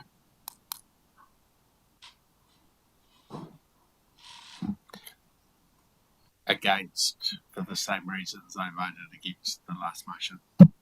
Councillor Tamihana. Abstaining for the same reasons. Last one. Councillor Young. 4. Deputy Mayor Allen. 4. And I will vote for. Yes. I'll also vote for. Thank you, Councillor Boyle. All right. Thank you all. Good discussion. Yeah. Thank you again, Dan. Echo those words that Councillor Jennings said at the beginning. We appreciate the work and amount of time that you've spent on this, and has certainly made our decision making a heck of a lot easier, and we appreciate that. Cheers. Oh, sorry, we still have one more resolution. It's not over. So, N, recommendation N, that the Chief Executive be instructed to report back to the Council with a statement of proposal and the relevant consultation documentation prior to the commencement of formal consultation. Moved by Councillor Olsen, seconded by Councillor Proctor. All those in favour? Against? Carried. Thank you. I'm conscious of the time, but I'm also conscious that we have someone online waiting to give us some advice on the next issue, and that may be a bit sort of costly if we don't get into this. We don't want to keep them waiting as well. So I'm just going to adjourn for 2 minutes, and then we'll be back. Just 2 minutes, please. And following that conversation, we'll have a break for lunch.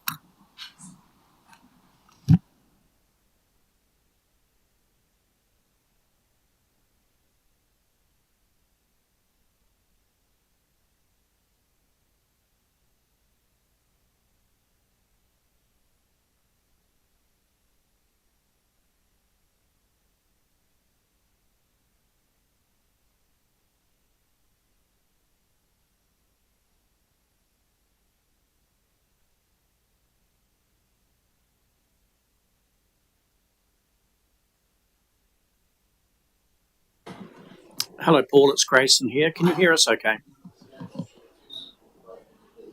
I can, thank you. Can you hear me okay? Yes, we can. Thank you. We'll be starting And I'll just put my meeting again shortly. Thank you. I'll just put my camera on just so that works, doesn't it? Great. Looks fantastic. Thank you. Thank you, thank you.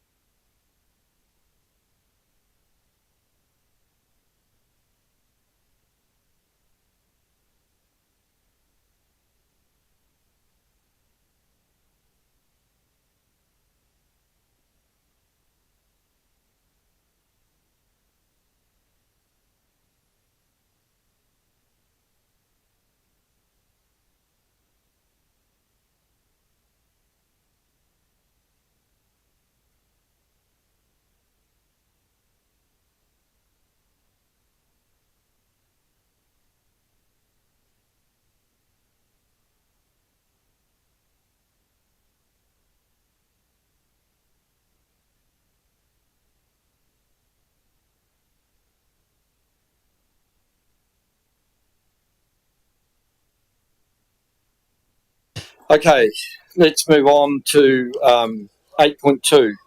Is Paul online? Yeah. Yep, Paul's online. Welcome, Paul, to the table, and Paul is here to give advice any legal issues that we might have. Brent is here to introduce the topic, and while we do that, can we just move recommendations A and B, the report be received, and that this matter is recognised as not significant. Second by Councillor Brannigan. All those in favour? Against? Carried. Thank you. Brent, welcome. Thank you, Your Worship, and good afternoon, councillors. Today's report relates to the potential licensing of a portion of Mohanoa Road Esplanade Reserve. The opportunity arises from a direct approach from a developer who, as you are aware, has an expressed interest in developing part of the reserve into a golf course. The key decisions before us today are whether to reclassify the reserve from an esplanade to a recreation reserve, making it more suitable for the proposed golf course activity, and whether there's an interest in licensing the reserve for this purpose. Following the October 16 briefing, Council requested more details of a potential licence and what this would look like. We've engaged with the developer and endeavoured to capture these in the report. To assist with the process, I'm joined online by Paul Beverley from Bottle Finlay. Paul brings extensive knowledge and experience in the Reserved Act, among other areas. He's been guiding us through the complexities involved and will be available to answer any questions. Council's been well briefed on this topic. I just want to note an additional recommendation that's been drafted at the moment if Council decides to issue the lease and reclassify the reserve. I'll take the report as read and open the floor for any questions. So, Brent and Paul are available to answer any questions that you have at all around this topic. Councillor Proctor. Just looking at C.1, and you've got a maximum term of 99 years, 33 plus 33 plus 30. Can you explain that a bit further? I know what 33 times 3 is. Yeah, thank you, Councillor Proctor. And through Your Worship, I think that we have looked at that in terms of the briefing and the concerns raised initially regarding a lease in perpetuity or a licence in perpetuity. Also acknowledging the fact the significant investment that the developers will be making in terms of the golf course to ensure that, I guess, there's that longevity for a return on investment. So that's where we've landed with the conversation with their team. Sorry, just to ask a couple more questions. So the 33 was the maximum term we can issue a licence for, and we decided to give 3 licences or something. I might defer to Paul for that one. Did you get that one, Paul? Yep, I did. Thank you. And good afternoon, and through you, Your Worship. So, what the Act provides for is you can grant a term for 33 years, but you can grant that with rights for renewal. So, commonly, there's a term of 33 years, and then rights for renewal up to 33 years each, and there's no actually end limit on that. So, this is just a proposal for S99. Brent, can you just explain what happens next, if you like, in terms of if we do proceed with adopting those recommendations, and in terms of, a bit of a timeline and what the process is following this? Thank you, Your Worship, and I'll have a go at answering that one, and if Paul has anything additional, I'm sure he'll add. But my understanding is we would, if pending the decision was to reclassify the reserve, we would publicly notify the intention to notify the reserve. There'd be a process then where we could hear from the community around any submissions around that, and then potential hearings based on what we get back, and then obviously a decision on that would come to council. Following that, if the decision was to reclassify the reserve, then it will be also a process where we signal the intention to lease that Esplanade or that recreation reserve. Cheers.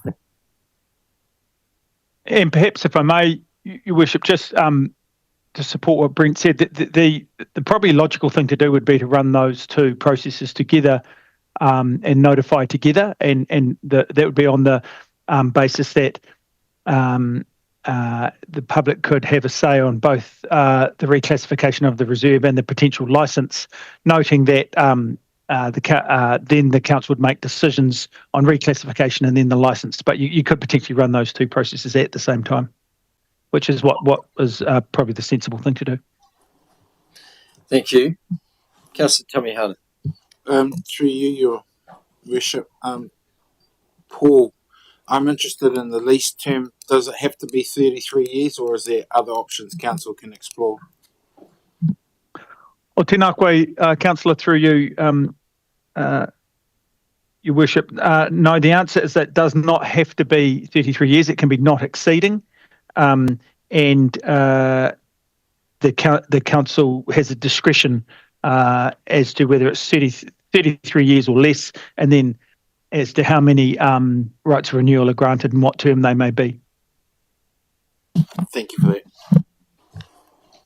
Can I just ask then, Paul, if there was, would that not be part of a hearing and public notification process in terms of that length of lease? Is that something that we need to actually decide today? Yes, thank you. I think the answer to that is for public notification, it's important to inform the public what the proposed term is. But so you could put, say, the 99 years into the public notice. But if people make submissions and once the council's heard and considered those, the council is still open to the council to reduce that term in its final decision or increase it if that's what it wanted to do. Thank you. Councillor Boyle. There's been a lot of use of the term lease and license. These are different legal concepts. Can we have some clarity that we are discussing a license, not a lease? And can you explain the difference for anyone who doesn't know?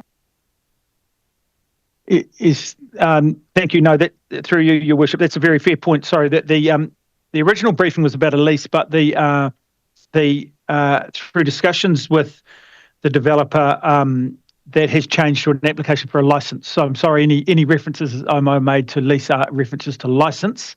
They are, and it's a license that is being proposed. And just in case elected members aren't aware of the difference, the primary difference is a lease gives exclusive possession of that land, and a license does not.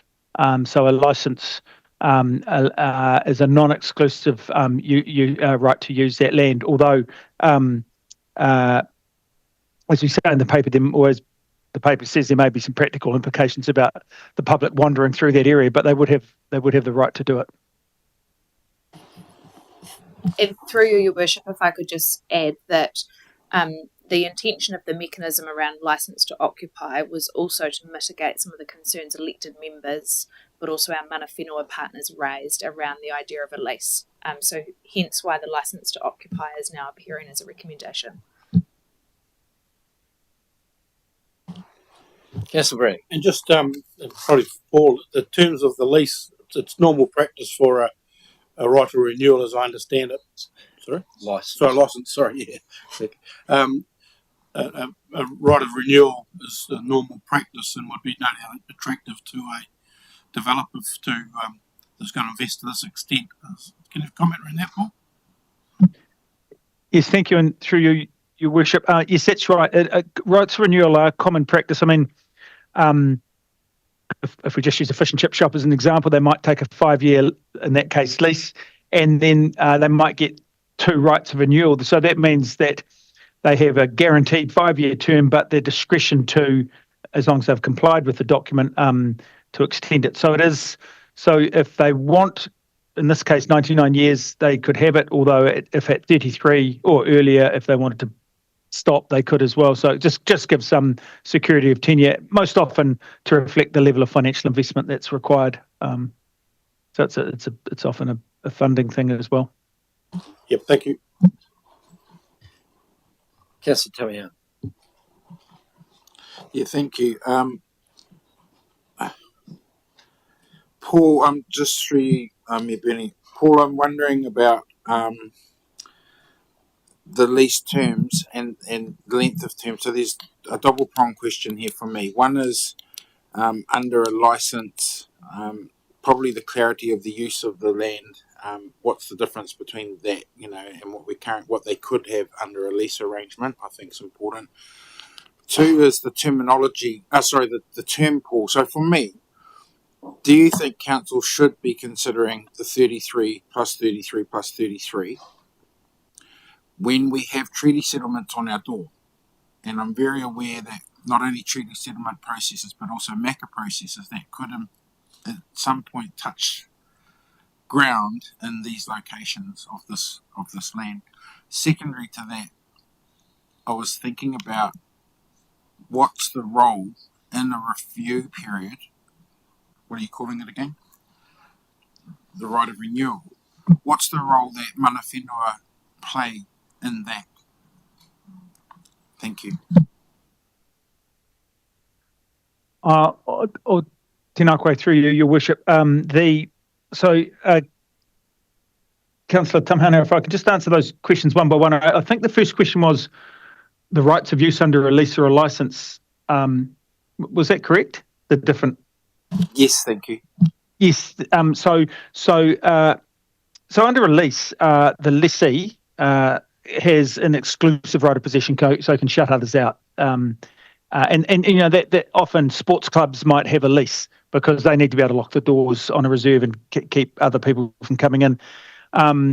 A license is non-exclusive, so it's ordinarily allows, in this case, would allow the golf course to maintain that area, have its activity on that area, but it does not lock other people out. So members of the public could walk along that reserve still, and subject to being careful, as we all know, when you walk on a golf course, but legally they're allowed to be on there.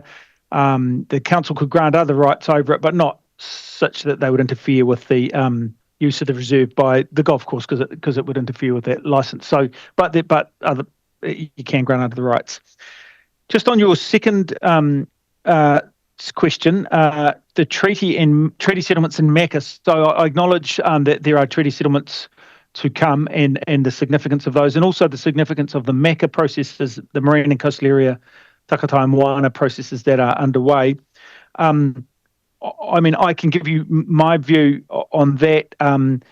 The first is that this reserve is council owned and therefore would not be available for treaties, certainly available to the Crown to use for treaty settlements, because at least the current Crown policies, they don't use council land for treaty settlements without the agreement of the council. And secondly, MACA, of course, the Marine and Coastal Area rights, customary marine title and protected customary rights only come up to the line of mean high water springs, so would not impact on this reserve. And finally, in the decision, as I understand it, Councillor, as you asked, in the decision, does mana whenua have a role in the renewal process? Did I correctly understand that question? Yes, you did. Thank you. Yeah, thank you. So the way a renewal works is, so the short answer is there would not be a role. The way a renewal is relatively automatic. So if the developer after 33 years said, we want to renew for another 33 years, then they're just able to do that by notice under the lease or under the license, as long as they have complied with the license terms. Now, if they've breached them, then the council does have the ability to say, we believe you breached the license and we're not going to allow you to renew it. But apart from that exception, it's really a discretion that the developer has, or any lessee or licensee under a right of renewal. It's intended to be relatively automatic. I hope that answers your questions, Councillor. Thank you for that. I've just got a question, and it's around use in public access. So I get the difference between the lease and the license, but how would there be another mechanism? Let's say that there was the New Zealand Golf Open and the Flying Tiger Woods in, and they need to limit for a short period of time that public access for that safety. Under the license option, are there mechanisms for that to occur? Thank you. I'm happy to answer that through your worship, councillor. So yes, the answer is that the Reserves Act does allow the council to close a local purpose reserve for temporary periods if for whatever reason the council thinks appropriate, and that is used relatively often if there's a particular activities that need to be undertaken on the reserve, maintenance or some construction activities. And other examples I've been involved with, that has been closed. But that is also something that could potentially be provided for in the licence, and we certainly could do that if that was thought appropriate. But there's a statutory right to do it, Your Worship, so that really covers it.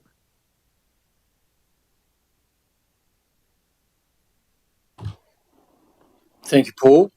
Thank you, Brent. Right.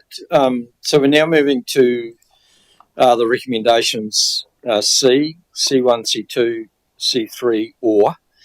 And I am happy to move that, subject to the reclassification of the Esplanade Reserve to a Recreation Reserve, Council proceeds with public notification of its intention to grant a licence to Grenadier Limited based on the following key terms.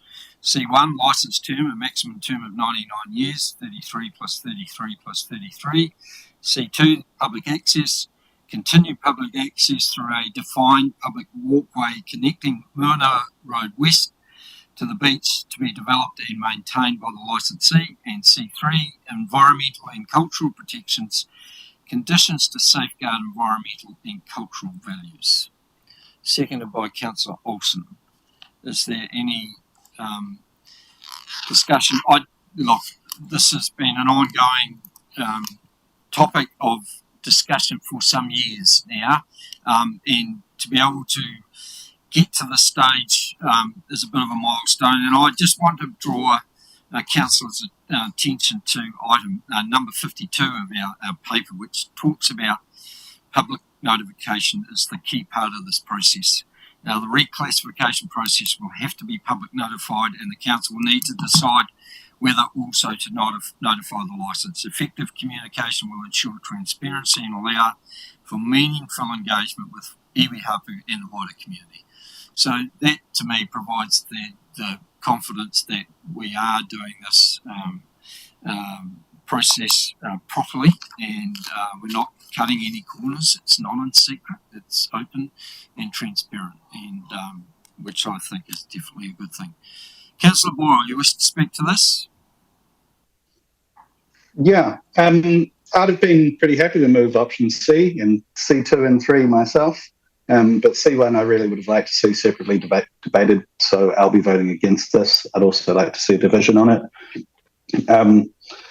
While it might surprise a lot of people around the table, given how rigorously I've questioned this, I'm not actually opposed to the concept, and I can see a situation where the overall outcomes of this proceeding, provided we manage it thoroughly, could be really good for the Horowhenua. I'm really stoked to see that we've moved from a lease arrangement to a licence. That's better for everyone and gets us some potential flexibility. As much as I've got reservations about a number of items and would like to see that term adjusted, this is a decision the council needs to make to be able to move forward with the appropriate consultation with the public and to get the crucial information that we need, the exact terms of the licence, so that these are available to the public and council before we make an ultimate decision on this. So it's not a terrible outcome if we move forward with this, but I would like to see this motion fail and us proceed with the debate on C1. So that's my feel on it. Thank you. Any further? Councillor Tamiya. Yeah, I'm similar to Councillor Boyle. C1 I have an issue with in terms of length of time. I prefer 11 years with a maximum of 33 in C1. Just putting that out there. Public access, I want some clarification around what that is, because if we're using the track that's already there, in the report I think it's called Woods Way, I did have it confirmed yesterday, just so you know, that when it was opened and blessed, it was named Te Aroha Muhunoa. So that's not in the report, but that's definitely the name that was officially given to the track down at the end of that road. And so, and C3 actually says it's about environmental and cultural protections. And the question I asked is, how do you protect cultural intent in this process when we're being told that the right of renewal can happen without anyone being engaged? So that doesn't give me any confidence at all that after a period that they aren't afforded the ability to actually understand what has taken place on that land during the duration that we offer, and then how they can provide feedback into that process to decide whether they support continuing a right of renewal or not. So C3 doesn't, for me, suffice cultural protections unless you're going to identify it in there. Councillor Jennings. Yeah, thank you, Mr. Mayor. I'm just going to respond to a couple of comments from Councillor Tamihana and Councillor Boyle, because I think it's I'm really comfortable with the term proposed, because what we are trying to do and what the person requesting this license is saying is, I want to invest in and invest considerable amounts of capital into creating while it will be essentially a private enterprise, it is a community asset. It's something that will benefit this community through economic growth, through being a destination, and so it is absolutely appropriate to signal a term of that length in order to attract and give the company, in this instance, the confidence to invest. So I believe it's entirely appropriate. I think there is some misunderstanding in terms of the renewal process, and that the renewal component of this is a clause that's to the benefit of the person holding the license, not the council. If there is any suggestion that the holder of the license is not complying with the conditions of the license, that is a separate issue. So I have a huge amount of comfort that there are appropriate safeguards and protections that can be addressed through the license framework. And essentially what we're doing in making the decision today is we are signalling to the community that we think this is a good idea, that there are benefits, that there are this is something that we want to see in our district. And so there is obviously that consultation, public opportunity for the public to express a contrary view, but we are essentially putting a line in the sand saying we think this is a good idea, we think we want to back this, and we want to make it work. And this is our role in terms of issuing the license to make this, to enable this to happen. So I'm really excited about this. Obviously, acknowledge that there does need to be that public consultation process, but I really hope that the community come forward through that process and let us know their views, whether they're for or against. But look, this is an amazing opportunity for this district, and I hope people support and back it.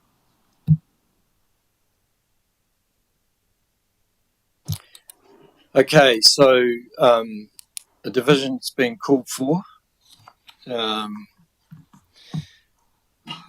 recommendation is on the table, so we'll start. Councillor Horitapa. Against. Councillor Grimstone. For. Councillor Tamihana. Against. Councillor Young. For. Deputy Mayor Allen. For. I am voting for. Councillor Brannigan. For. Councillor Jennings. For. Councillor Barker. For. Councillor Proctor. For. Councillor Olsen. For. Thank you all. The motion. Sorry, Against. Councillor Boyle. Against. Against. Thank you. 9 in favour, 3 against. Okay, the motion's carried 9-3. Thank you. Appreciate the conversation and the discussion and debate on that issue. It's nice to have that sorted. Bernie, I've just got a question. Just Brent alluded to, obviously, next steps being the hearing. Do we have any initial thoughts around whether we would, what that hearing process looks like, and whether, given the context of previous challenges to decisions relative to this, that we may look for an external commissioner to hear any such request, or whether we're comfortable for the organisation to handle it in the same way, consistent with any other matter?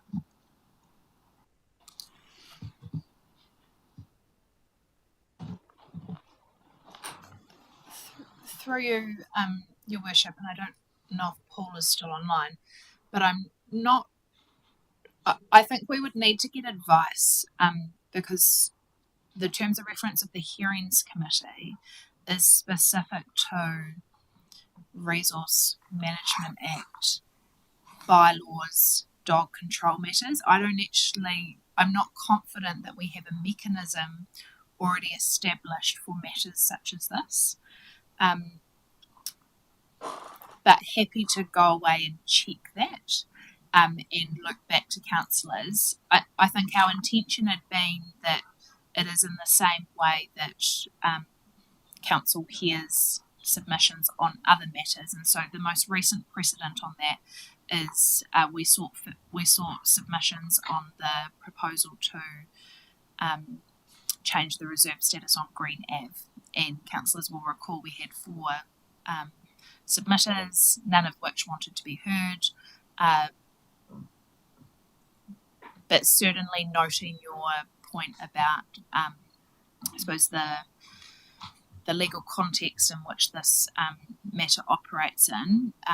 I think the engagement we've done with iwi partners leading up to this report, but also leading up to whatever a future report follows, notification, is all done to ensure that we are giving effect to our obligations. Paul has given us some advice in terms of 2 further recommendations, and I'd just like to, are they on the screen? Yes. So D and E. D, the council publicly notify its intention to reclassify the reserve to a recreation reserve, and E, the council publicly notify its intention to grant the licence. So moved by Deputy Mayor, seconded by Councillor Young. I'll move those recommendations. All those in favour? Against? Can I query how we will notify on the lease, given that we don't have the actual details of the lease? The licence you're talking about, not the lease? Yes. Yeah. Correct. Surely we would need exact details of the lease, more than just the resolution we have here, before we could consult on it publicly. I'm happy to respond to that, Your Worship, yes, if that would be thank helpful.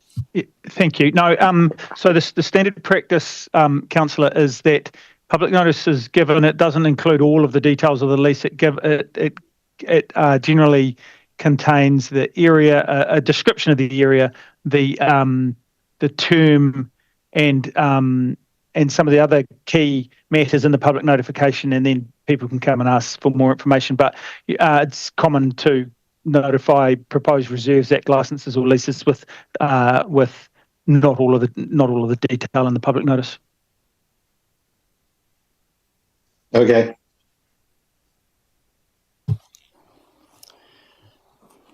So put those recommendations. All those in favour? Against? Carried. Thank you. Right, it's now 1:20. We are going to adjourn for a lunch break. We will be back at 1:50, 10 to 2. Thank you.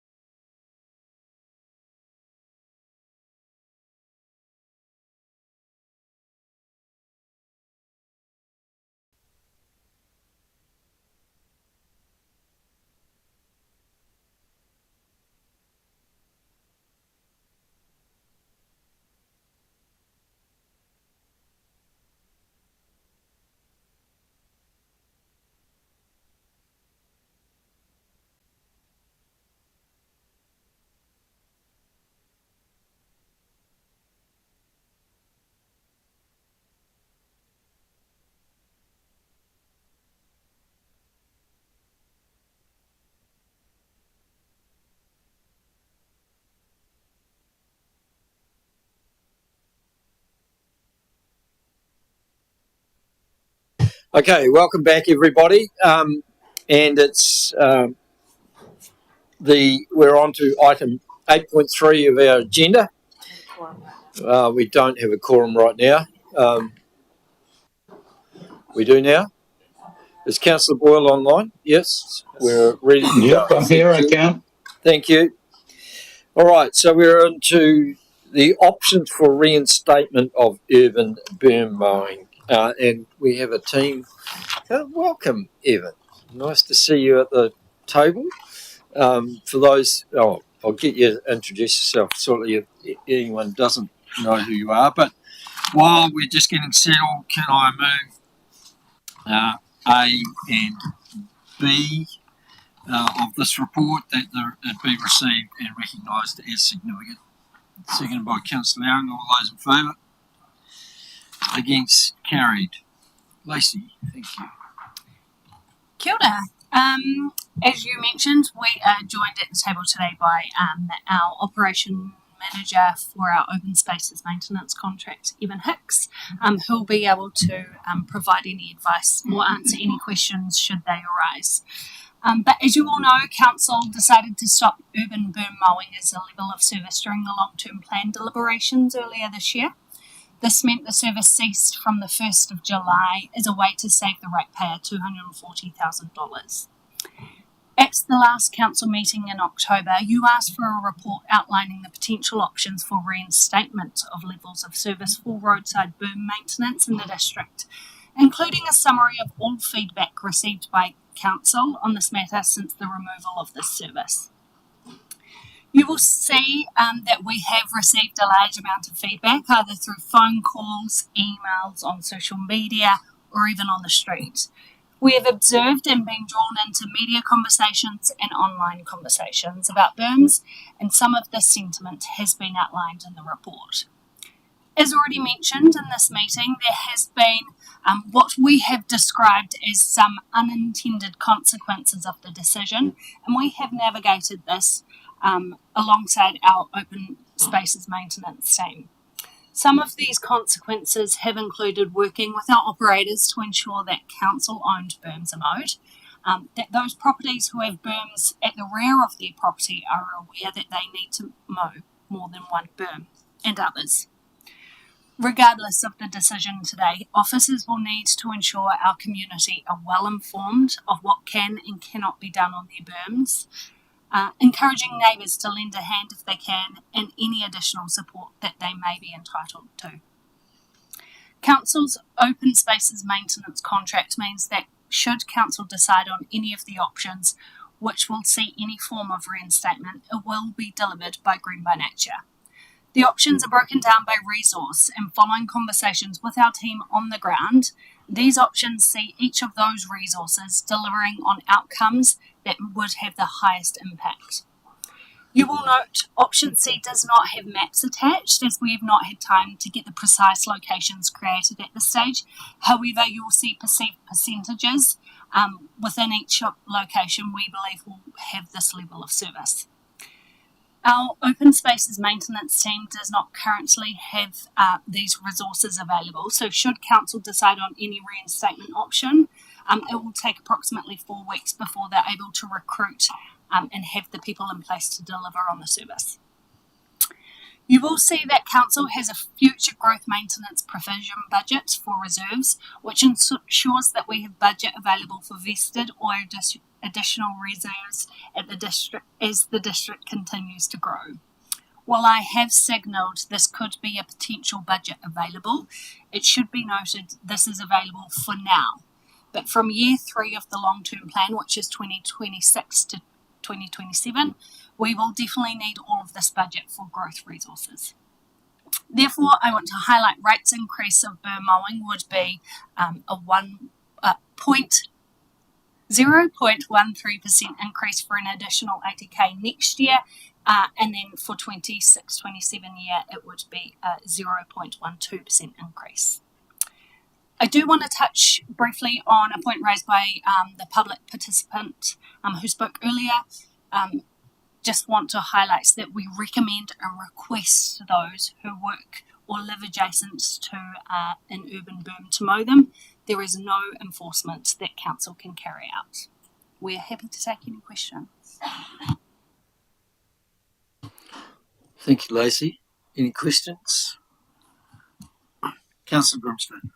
So just referencing option D, and noting that under option C you haven't been able to provide the maps. So is it correct in assuming that option D, $240,000, means that 100% of Waikawa, 100% of Hokiau, 100% of Shannon, 100% of Foxton, 100% of Foxton Beach, and 100% of Tokomaru will receive the same level of service for the same cost on their rates? Thank you for the question. Through you, Your Worship. It is the areas which are highlighted in the map, so both the red and the green areas in those maps which follow. This was the previous level of service that was provided by council up until the 1st of July this year. And for this financial year, that is doable within our current budgets. So potentially, if it's not 100%, I could be a ratepayer whose street doesn't get mowed, yet I pay for it. That is correct. Councillor Jennings. Thank you, Mr.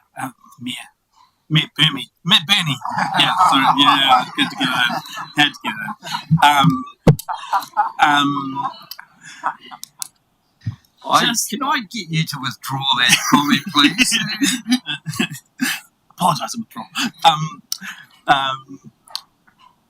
just following on from Councillor Grimstone's line of questioning, I think that was some of the concern previously around that there's gaps in the mowing maps, and so I'll just flip the question around in terms of if council chose to reinstate the full burn mowing, the 240,000, is there a way that could be structured either through less frequent mowing of those previous areas or some other means to fill in the gaps? Because between rural roading quarterly maintenance and urban burn mowing as it once was, the gaps seem to be reasonably small in terms of a couple of streets, a couple of areas that for various reasons just were never captured. So summarise the question, if we were to reinstate the 240, is there a way we could utilise that budget to ensure that there was fairness and equity across district-wide? So even if it meant dropping the frequency for the previous mowing. Happy to answer that one on behalf of Lacey. Just thanks, Councillor Jennings, through you, Your Worship. Any addition to the mowing regimes we could easily absorb with a small impact on frequencies, but not a huge amount. As you mentioned, there are small anomalies in the mowing maps, but adding on a few streets here and there would not impact us at all. We could cater to those easily.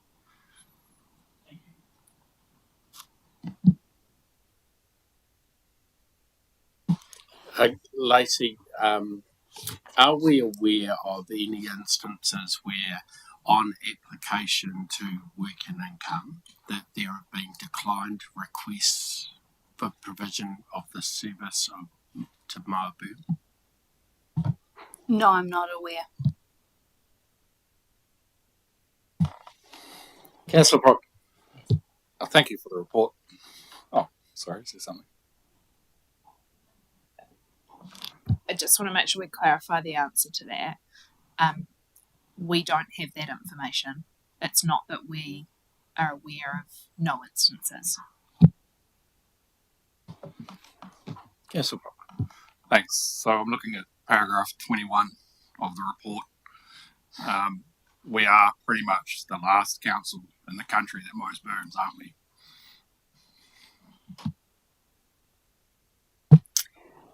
I don't have the exact number of councils that continue this service. However, you are correct that there are a very large number of councils across Aotearoa that don't offer this service, and it's not a service that council is required to offer.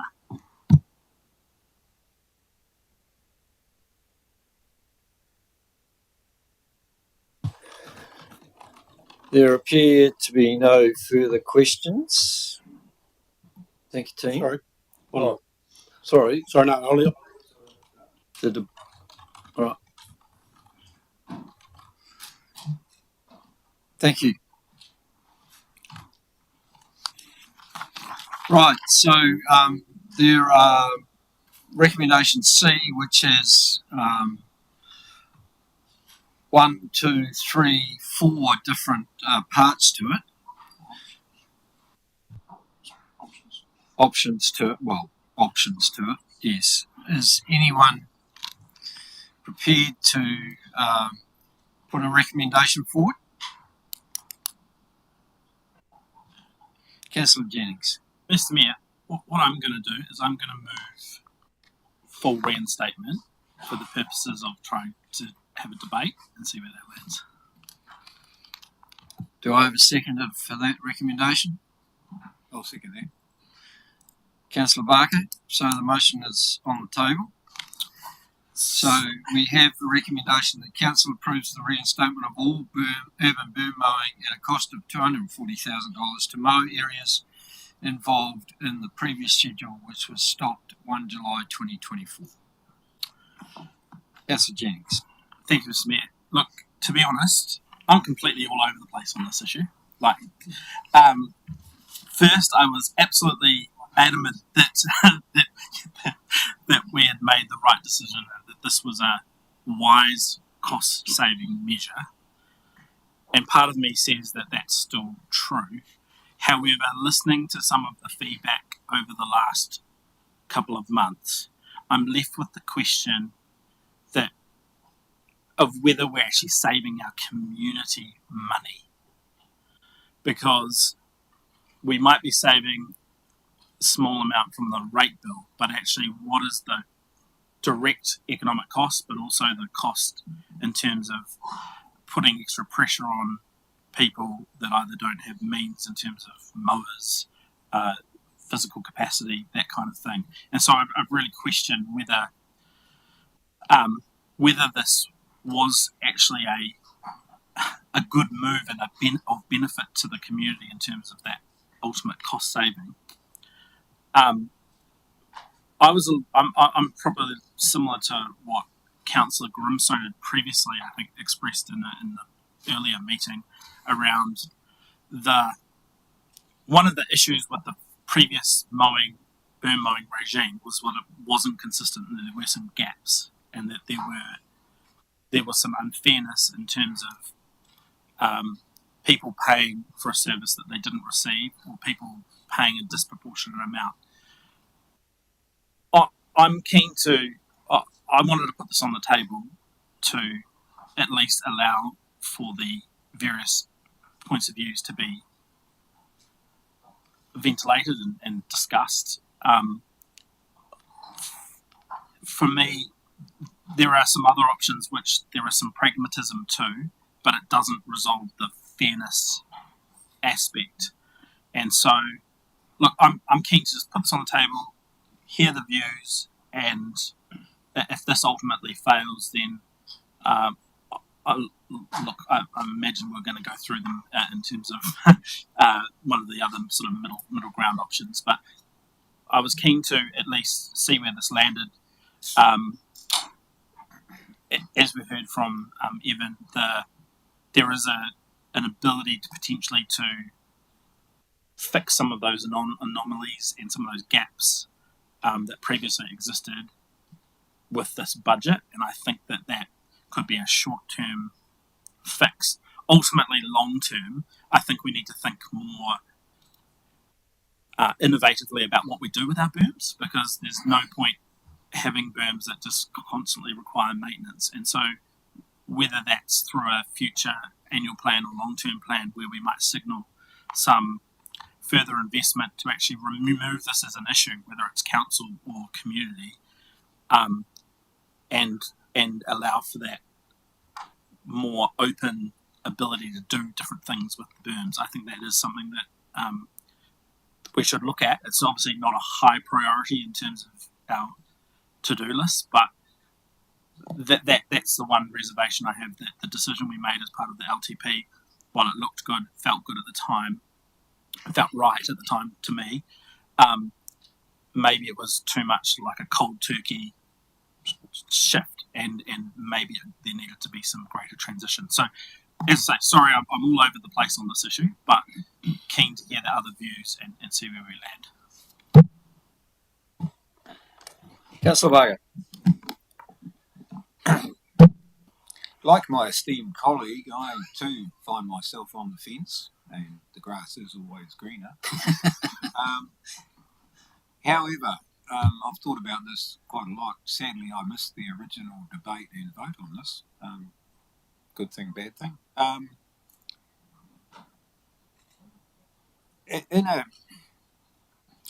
In a grown-up world, you'd get up in the morning, you'd make your bed, then you go and mow your lawn.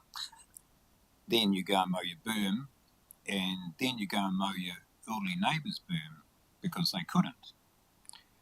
Sadly, that herd of unicorns has long since departed over the rainbow. So, pragmatically, for all the wrong reasons, probably the best thing to do is mow the berms. Now, $250,000, I have a solution for that. All the money that we are going to spend, or were going to spend, because we have the opportunity now not to do that, on climate change action plans over the next 3 years, is roughly equivalent. So there's an opportunity there. It's, cost zero. But really, yeah, I mean, Growing berms, the grass suck up carbon. yeah, well, but what is, what to do? I mean, come on, it's like, it pragmatically, for all the wrong reasons, it's the best solution, is just to reinstate it. Yeah, I think on balance, although I'm still going to sit on this fence until we vote on it, and I'd like to hear what everyone else thinks about it. Councillor Robson. So I think we've heard some pretty compelling arguments so far.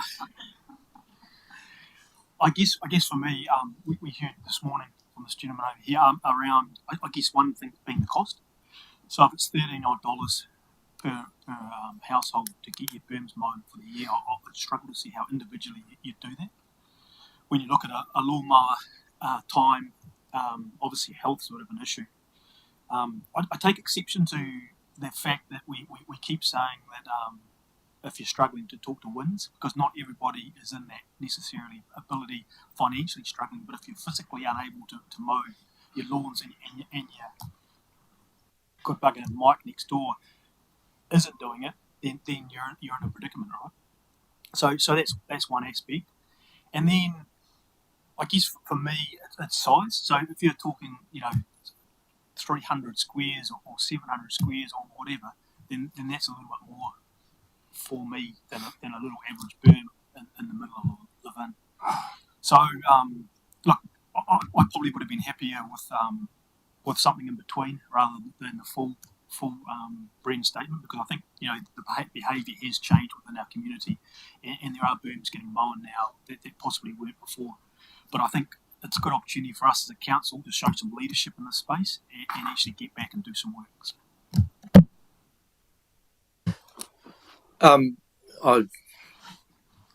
For me, this is either all or nothing. It's not a part thing, because picking winners and losers in this game is something that we're not very good at. I'm sort of reflecting too that for all those councils in the country that have made this decision in the past, they have dealt with it. They've managed somehow. Their communities have just got on and done whatever they had to do it. And so, if otherwise, there would have been this massive uproar throughout the country about the expectation of people's berms having to be mowed. So, I think, for me, that this is too early. we need to give this more time to think. I see people every day out there mowing their berms now, and even Councillor Jennings' research in terms of whether people were prepared to pay extra money for the service of mowing their berms. People said no, I don't want to pay extra money for it.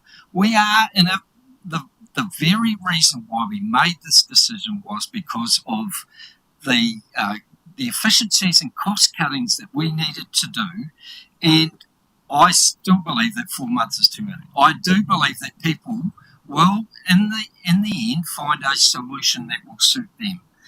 It's interesting that the people that speak to me, I am getting more and more people saying, hold fast, don't respond or don't change your position. So it's a 50-50 call at the moment in terms of, certainly early on, there were lots of people saying, you've made a bad decision, but it's interesting now that more and more people have got used to the fact that they do need to find a solution. And Councillor Barker's reference to the climate change money, my mind is thinking along the lines that when we have our next storm or weather event or flooding within the town, what is going to be more important to them is that we've created decent stormwater and facilities and being able to cope with those sorts of events rather than us being mowing their berms. So, as I said, I'm comfortable where we landed in July. I, at this stage, do not believe that we should be changing our mind. If we were to do that, I think it's part of a process through the annual plan next year.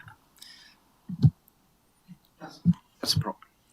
Thanks. There's not really much to add, Mayor Bernie. That's probably sums up the whole issue. And really, Councillor Jennings has also nailed the issue on the head as well, is that we made a decision under an LTP process, and we really need to wait for the next process where we can revisit that decision. I mean, as governors, we need to provide that stability in our decision making and our processes and stick to them. For me, I understand the issue of people not being able to mow their berms or having problems, and I'm sure those people, the small number of people that have actually complained, can come to the council and seek some advice or go elsewhere to seek advice and support to mow their berms. But, we are the last council that has offered this service. The service costs our district, and that cost is spread unfairly and unjustly across the whole district to benefit a few. We need to think about how we manage our costs better, and we made a decision under the LTP to cut this cost. It was unnecessary, expensive, and contributed to our overall economic and financial vision of providing, a better economic environment for our community. For me, the issue is not really about berm mowing. The issue for me is about that we went through a process, we made a decision, and that we need to stick to that decision. We need to provide that stable leadership that we can provide, that we can do that and show our communities that we are acting as leaders and sticking to our decisions as well. I think in the last 20 years, this council has been stymied and held back by flip-flopping on decisions and changing their mind every 5 minutes as well. And it's really disappointing coming into the council as a new councillor, and we're repeating those same behaviours, which is limited growth and limited development and limited this district from going forward in the future as well. So I think really my plea is really just to stick to good decision-making processes and stick to our guns on this.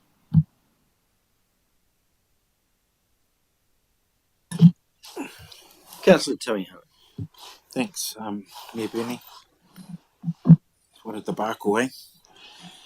I think it's an interesting scenario. I'm quite happy to revisit any decisions of past council, to be honest, because the world evolves and so does our district, and sometimes you need to revisit things just because they're required to be treated as such. And regardless of what previous council's decisions were, they made those decisions based on what was happening for them at the time. Regardless of that, I think one of the things that I find really confusing in this process is, even when I read through our options today, here we are putting in council bylaws, rules, expectations on our community, yet very clearly in my mind, we own the booms. We own the booms. We own the infrastructure under those booms. We don't allow our public to do anything on their booms, but we expect them to cough up and maintain a boom that we provided up until July this year. On the other side of the fence, what I really struggle with is there's no delineation between the difference that the different parts of our district are experiencing, and that for me is a worry, because I'm sitting here listening to councillors talk about it as if it's a one glove fits all, and it doesn't. So I'm going to advocate really strongly for areas like Foxton Beach, Shannon, Waikawa, areas that have much larger booms to manage and maintain than Levin Town and other areas of our district have. And I think there needs to be some understanding of, when you read through all these notes and all the feedback coming back, and I'm really encouraged by what Paul said around, people and what people are going through will never know, whether it's mental, physical, whatever it is, reasoning why they can't do their booms. Mike's point around the days of old are gone, well, they're not, Mike. It still happens out there. And I've been watching it happening regularly around my own area where people do still lean on and help each other out. But there's other places, what we do realise too is that many of the places that are left uncared for at the front generally are uncared for inside the house. A lot of them are abandoned properties, even, I would almost go as far to say. And so that's why, yes, we made a decision to stop boom mowing. Now we're revisiting it. I'm not encouraged by a full reintroduction.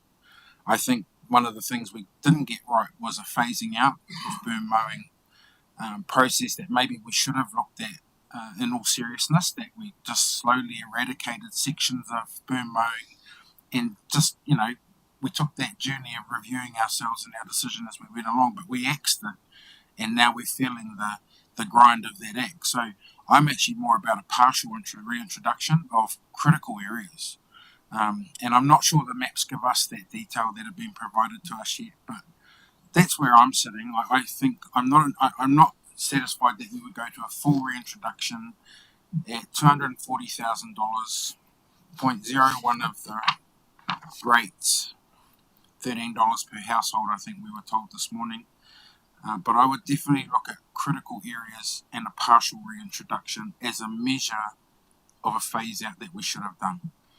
So that's probably where I'm sitting, but there's too much here in terms of what council have and should be responsible to, and then there's too much expectation on our community about what council expectation is on them, because it's an expectation, it's not a law. Kia ora. Councillor Boyle. Howdy, team. We've probably spent more time talking about this issue that we've negated a lot of our cost savings over the term of this. It's pretty clear when we look at all other councils, we can see that mowing booms isn't the standard. When we look at the costs and more importantly who benefits, we can see that this isn't fair. Currently, it isn't fair in any of the options that we've got to choose today. And it especially isn't fair to our rural ratepayers who are subsidising this service at a 50% less rate, but based on land value, so definitely subsidising it.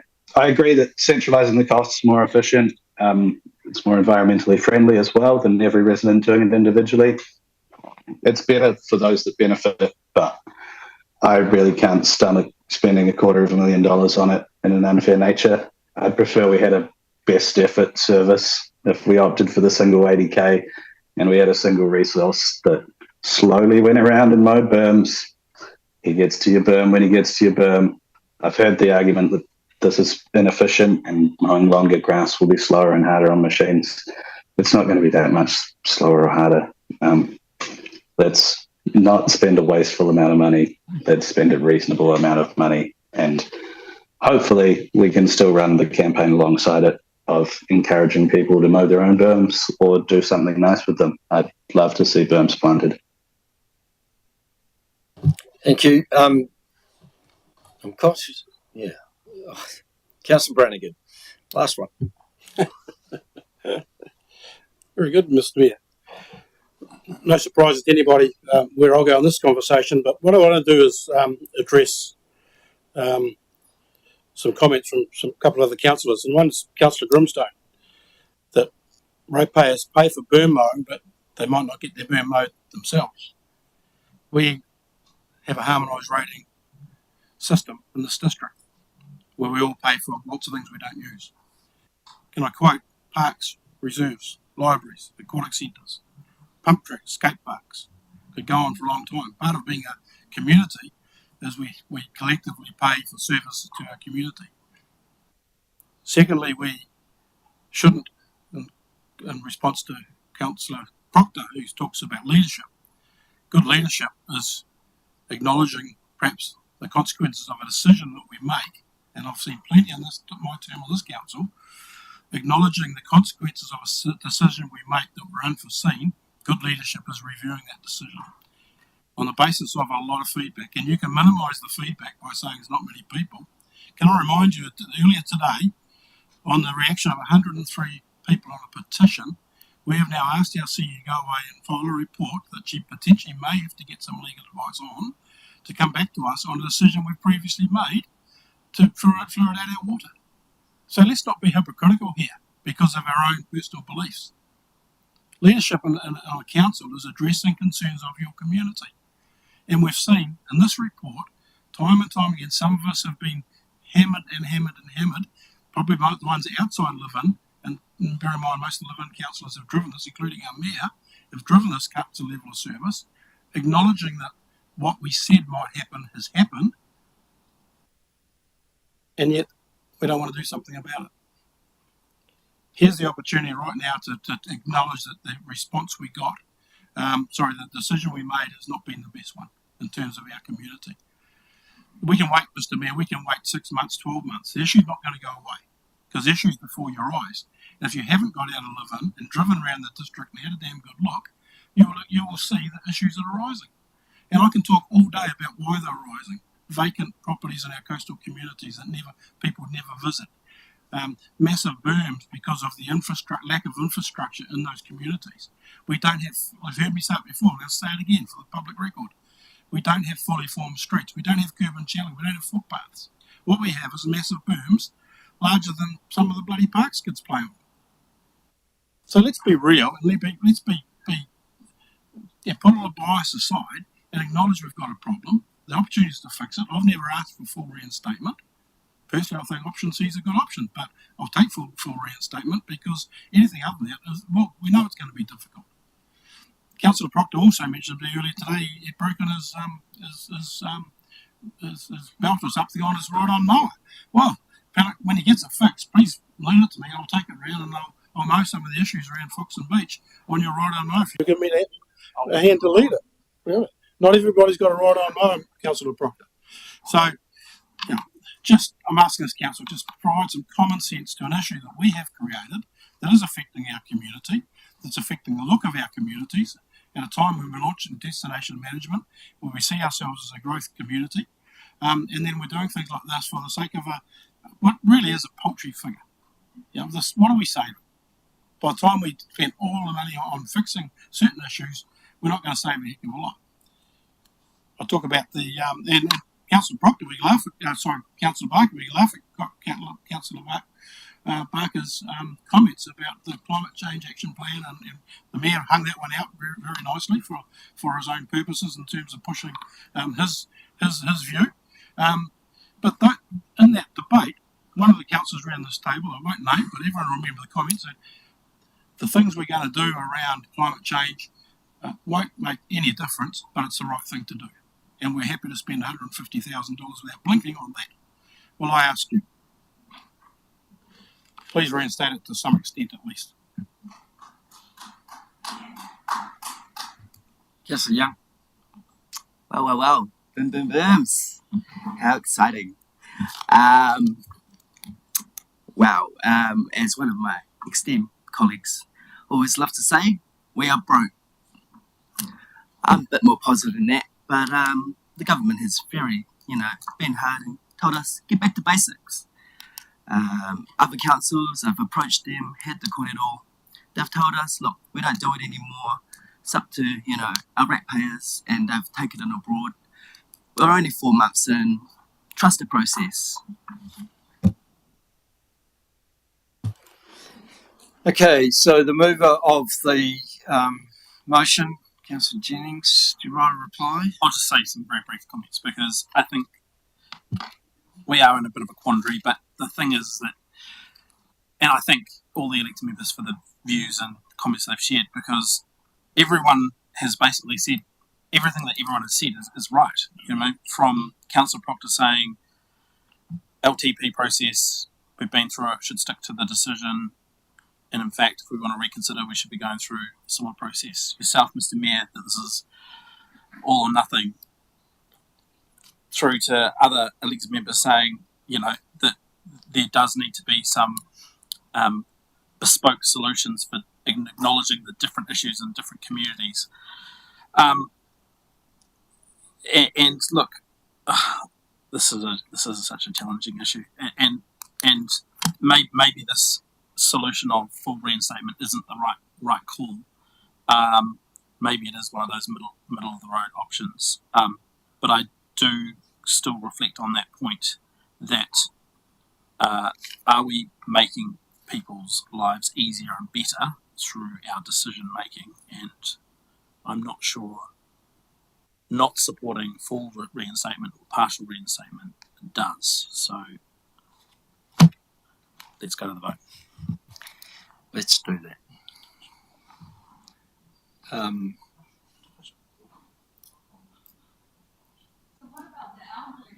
Excuse me, sorry, look, we've had public participation, thank you.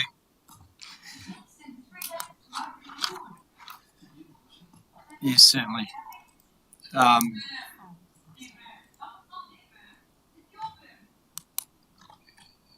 Just wait for Grayson to bring that up. So the motion on the table is that Council approves the reinstatement of all urban burn mowing at a cost of $240,000 to mow areas wilded in the previous schedule, which was stopped on July 2024. And I'm going to follow the list that I have in front of me. Councillor Barker? Yes. Councillor Boyle? Against. Councillor Brannigan? For. Councillor Grimstone? For. Councillor Horry-Parr? Against. Councillor Jennings? For. Councillor Olsen? For. Councillor Proctor? Against. Councillor Tamihana? Against.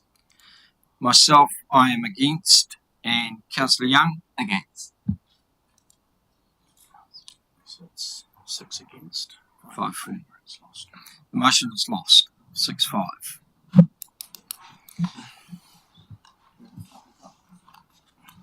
Councillor Tamihana, did you have your lighting for any particular reason? Wanted to move option C. You want to move see what? Sorry. Oh shit.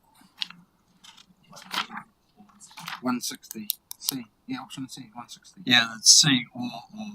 Which one are you? Oh, the 160. So the council approves 2 urban burn mowing resources at a cost of $160,000 to mow entrances and exits to towns and urban berms on roads that have a 70 km/h speed limit or higher, and berms that are 300 square metres or more. So, seconded by Councillor Brannigan, moved by Councillor Tamihana. It's on the table. Any further discussion? Do you want to speak to that? No, I'm happy for a second.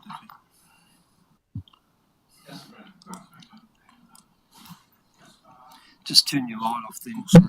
Yeah. For moving it, it's a compromise, but I think it's a fair compromise that addresses the concerns of the overall cost, but has got the ability to address the issues we're seeing in a fair, equitable manner to address the anomalies that we're seeing from the original decision across the district.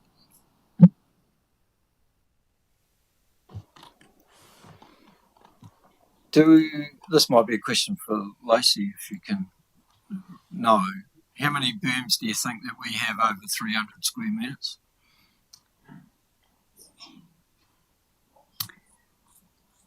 And are we going around to go and measure everyone? And if they're 299, they miss out? Good question, Your Worship. We don't know the exact number. We have a rough estimate of percentages within each kind of town, which would be mowed. What we expect the process to be, which is what has happened in other districts which have followed a similar process, where the berms that our team already know are a certain square meterage they will mow, and then anyone else who might think they fall within that can contact council, and we will go through a process to ensure that the right ones are mowed. Thank you. Councillor Boyle. To me, option C is arguably the most unfair option. We can see that 75% of Foxton will be mowed with it, so I can understand why some councillors are very supportive of this option, but it doesn't address the issue of inequality, and it doesn't address the issue of who's paying for it. It merely targets the beautification issue quite nicely, but I don't think beautification is the problem here. The problem is people not wanting to mow the berm in front of their house or not being able to. And these aren't just people that live on the main streets in and out of town. I won't be supporting this option. Thank you. So I think we just will go straight to a vote on this. We don't need any further discussion or not. But Councillor Tamihana, you have the right of reply. Yeah, thank you. Look, as I said earlier in my discussion, I think there should have been a phase-out option, and I think that this encourages still a phase-out option, but takes away some of the immediate concerns that our community are imploring us that are happening for them out there. I'm comforted in that there was some funding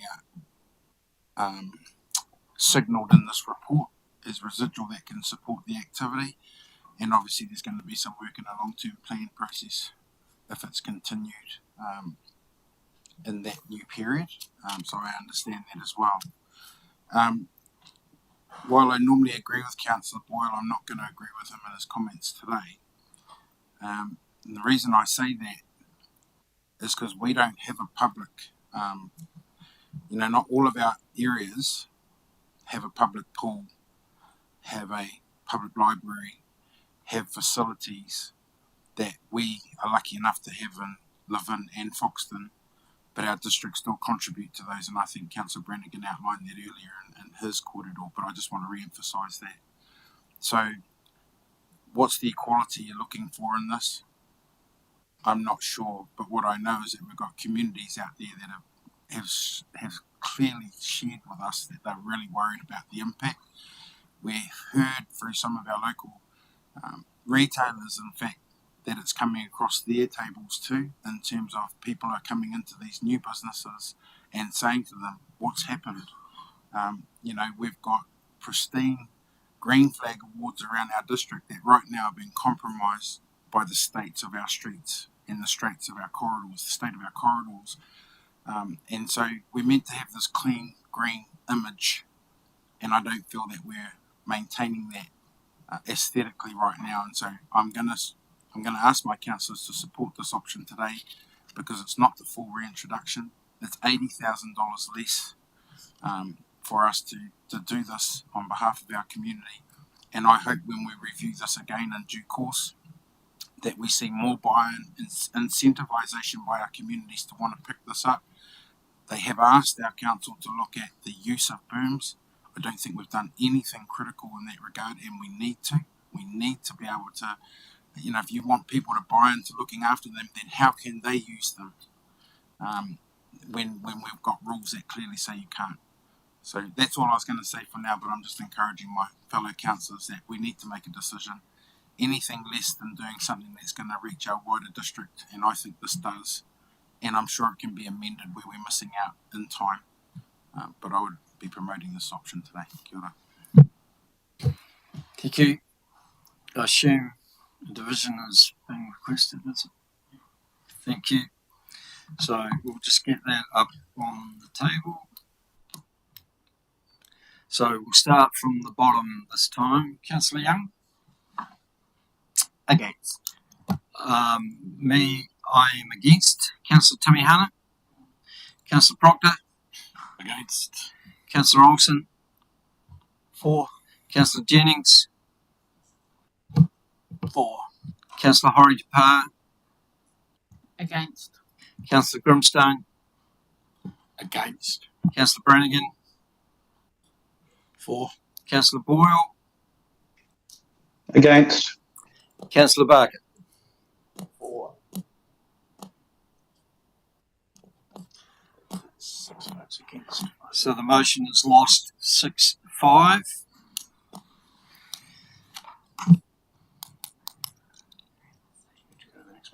Yes, I assume there's someone. What? Yeah. Let's go for 80,000, eh? Pardon? Can I just move the $80,000 on there? So Councillor Olsen is moving that council approves one urban boom mowing resource at a cost of $80,000 to mow entrances and exits to towns and urban booms on roads that have a 70km/h speed limit or higher. Is there a seconder for that? Sorry? I'll second that. Second that.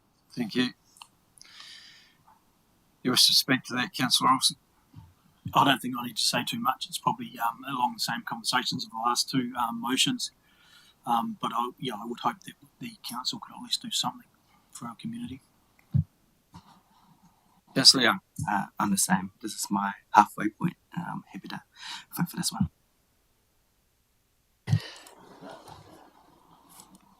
Okay, so again, I'll just get Grayson to bring up.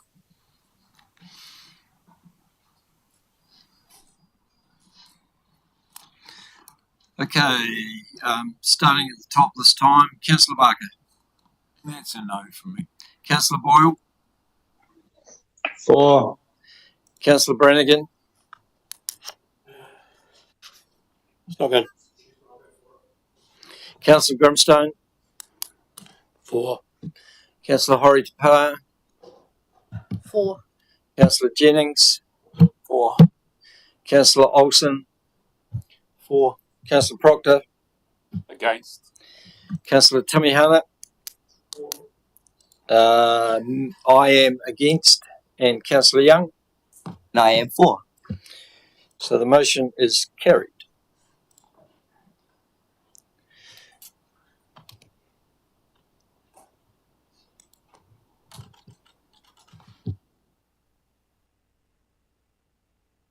Any further recommendations, resolutions about where that money comes from or whatever?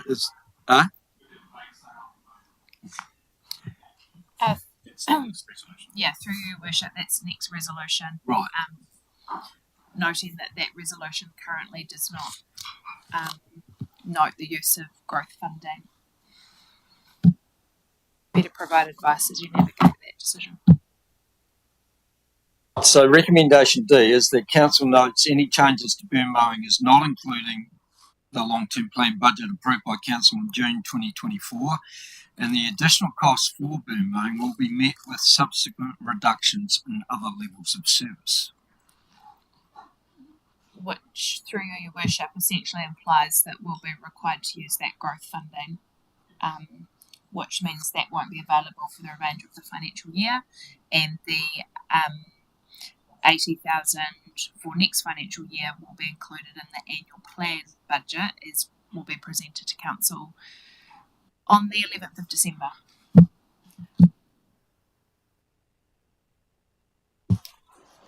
Any further questions around that? Well, first of all, we need a mover and a seconder for that recommendation. Councillor Olsen, Councillor Jennings, thank you. Any questions around that recommendation? The council notes any changes to burn mowing is not including the long-term plan budget approved by council in June 2024, and the additional costs for burn mowing will be met with the subsequent reductions in other levels of service.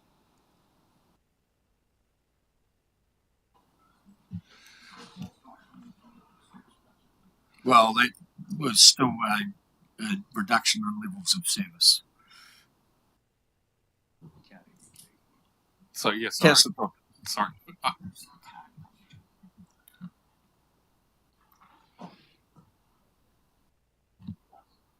Sorry. I just... No, that's fine. Yeah. So the Chief Executive is suggesting that the words for the current financial year be added to that recommendation. Mover and seconder. Okay. Right. So for the current financial year is on the end of and other levels of service. Councillor Proctor. I just want to question the motion. Do we need to be specific about other levels of service in a particular budget line item? Or we just leave it open to any other level of service across any other service we provide?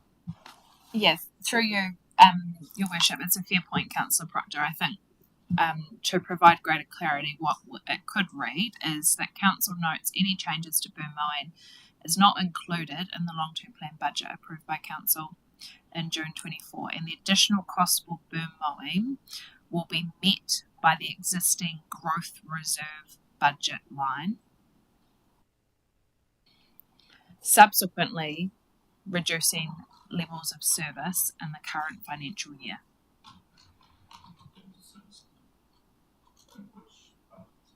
It's in the growth reserve budget. It's Parks and Property budget. My advice is I think that's well described in the report.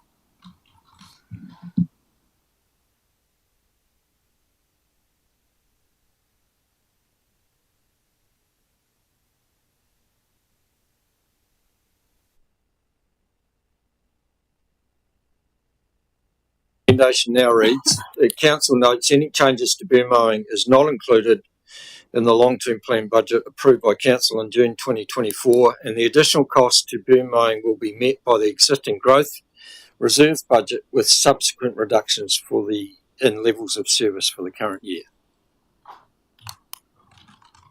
Sorry, can I ask another question? Yes, certainly. Earlier on in the presentation from Mrs. Winiata, she said that there was no ability to use that funding in this financial year, or was... Sorry. Through you, Your Worship, there, just for clarification, there is the ability to use it for this financial year and next financial year, but subsequent not for the following financial years.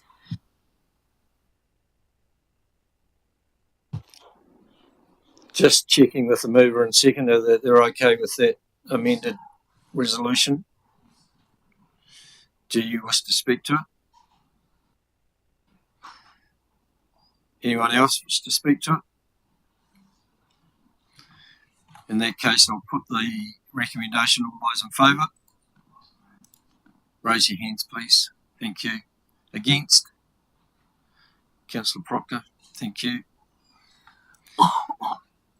Councillor Boyle, are you for or against that recommendation? For.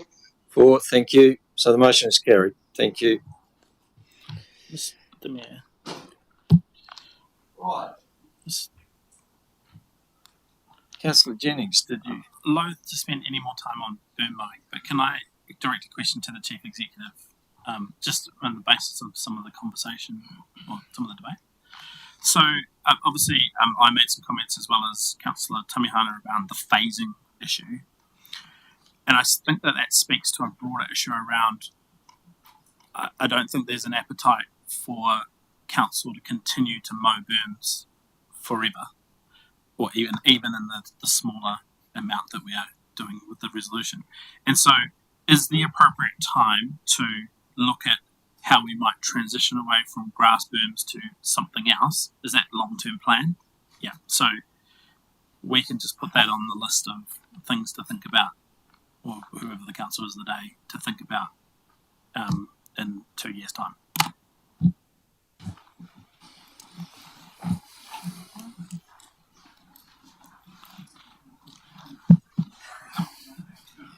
Councillor Kelly. Well, similar to Councillor Jennings, just point of clarity before we leave burn mowing. What I heard in the report was that no councils were the last of the councils mowing burns, but I really want us to remove that inaccuracy because that's not true. All councils still conduct a form of burn mowing.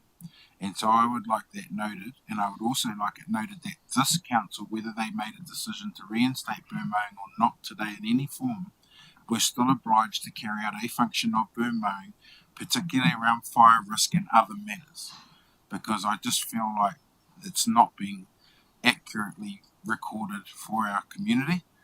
There was always an activator for burn mowing. If all of this district left their burns unmowed in the next 6 weeks, this council would have been obliged to mow every one of them for fire risk, is my understanding by our own rules.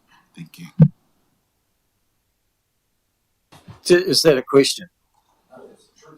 No, well, yeah,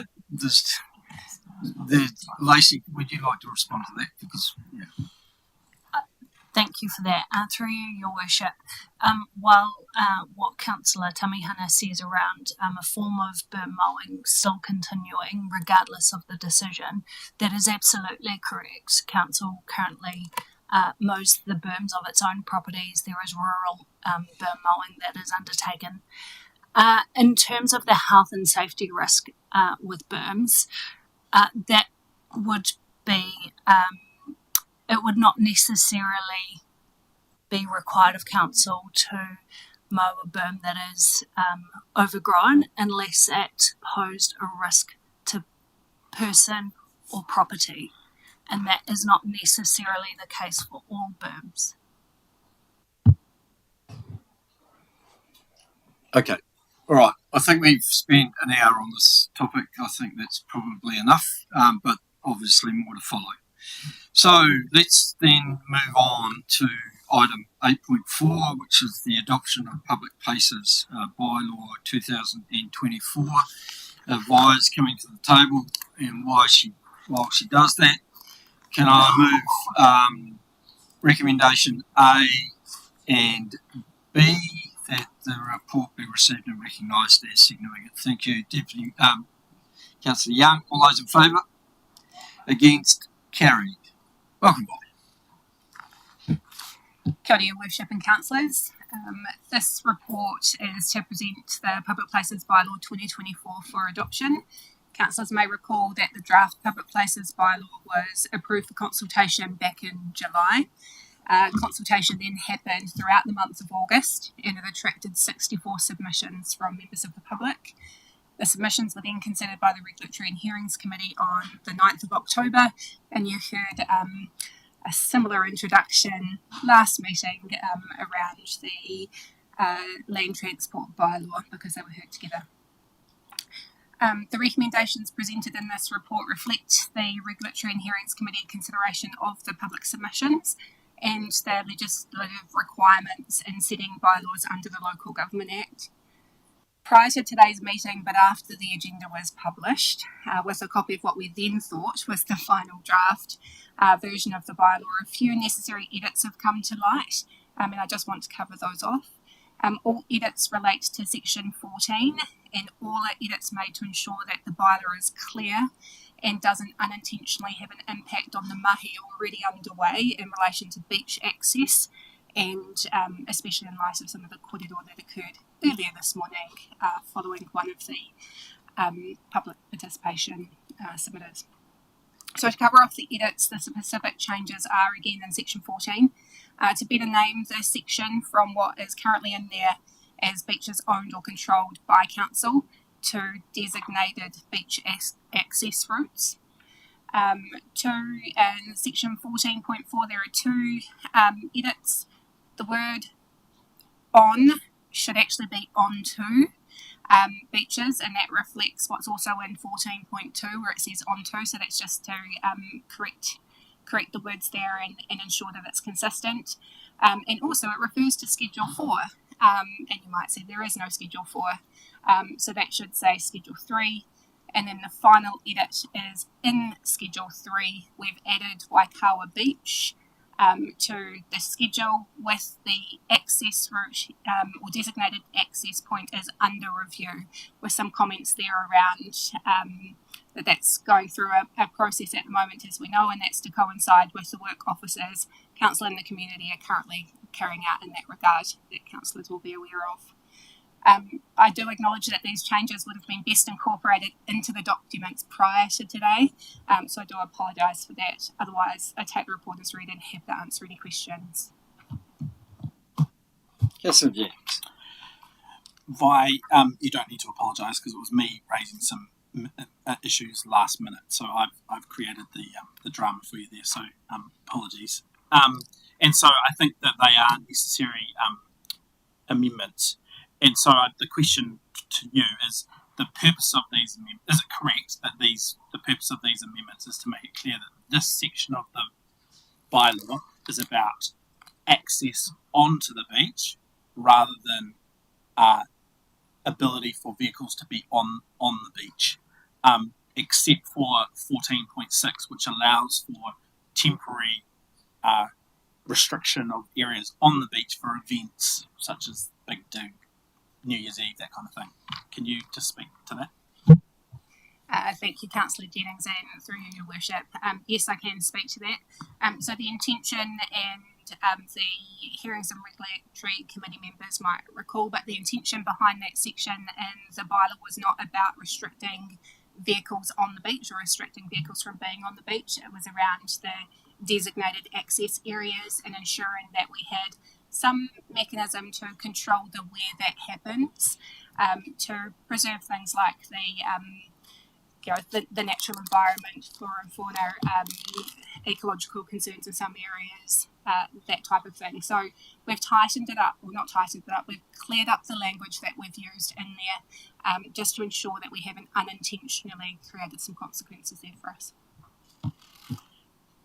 Certainly. And just one further question. So during the course of the hearings, the Hearings Committee, I believe, there was a view expressed, or that there was a desire to make a recommendation to Council about the potential benefit of a more comprehensive beach bylaw in time.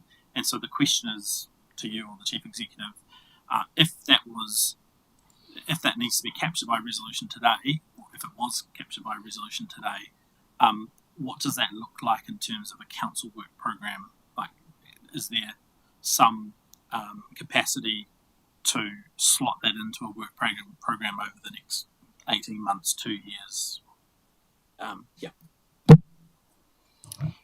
Thank you, Councillor, for the question, and again through you, Your Worship. Yes, I do recall that as part of the discussion during the hearing. In terms of factoring that into a work program, it isn't currently in there at the moment. If the time frame is within the next 2 years, I think absolutely we can achieve that.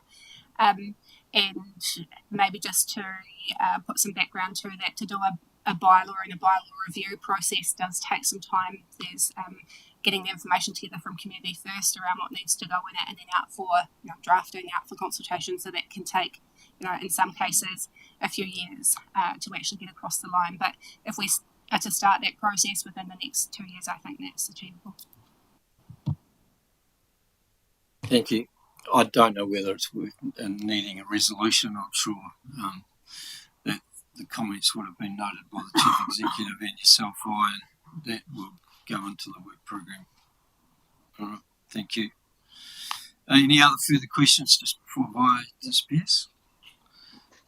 Yep. Councillor Boyd.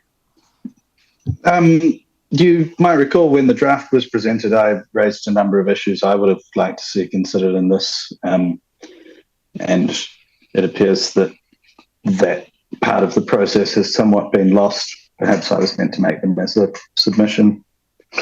Who knows? I raised a few issues regarding how restrictive this policy is in terms of street hawkers, in terms of the areas in which it bans skateboards, the inconsistency around election signage rules being allowed to remain up on election day, and busking permits being required. I wondered if there's a possibility to make further amendments to this today or throughout some process, or would this require a second round of consultation and hearings? You want to respond? Sorry. Thank you, Councillor Boyle, for your question through you, Your Worship. If it is to make changes to what is a current position in the bylaw, then it would have to go out for another consultation process with the community. If it's to provide clarity and it is maybe administrative in nature or supports the current processes that might be happening, then we could make that through resolution of council. I would, if I've understood your question correctly, Councillor Boyle, if we are to change the position on what we've required in the bylaw, it would require going out to the community. Could fed into this process around setting the rules that we've gone out for consultation on. Great. So further to that, can I ask, given we're in this state and we probably don't want to do a second round of consultation, at what position were councillors meant to provide feedback into this draft, given we were presented it in a format for which it was to immediately go to consultation? At the time that we went out pre-consultation, the consultation document was provided to council, in which we adopted, and there's been various workshops before that, plus hearings and review of the draft bylaw a number of times over the last year. That's been, I think there's been plenty of opportunity for councillors to input into any changes or additions that they wanted to make to their bylaw. Councillor Tamihana. Thanks, Bernie. A lot through you. I'm hearing what Councillor Boyle's saying. Some of the matters that you've raised here, I haven't heard prior, Rogan. Sorry if I've missed them, and they certainly didn't come to the hearings committee in an official capacity, I might say. So if we've dropped the ball there, then, you know, for me, I don't know how the rest of the table feel, but I'd really like to have those issues noted today and recorded that you've raised, and a formal process be given to you about where and when those can be considered, if that's fair. Unless we want to go through a full consultation process again, that's pretty much what Councillor Boyle is seeking. And I don't think that's appropriate. We've spent in council with us and officers and in workshops even, then why were they not captured and carried through is probably what I'm saying. So maybe we can't do anything now, but I would still like to know what those things are that he wishes us to put in front of the committees. Chief Executive was going to respond to.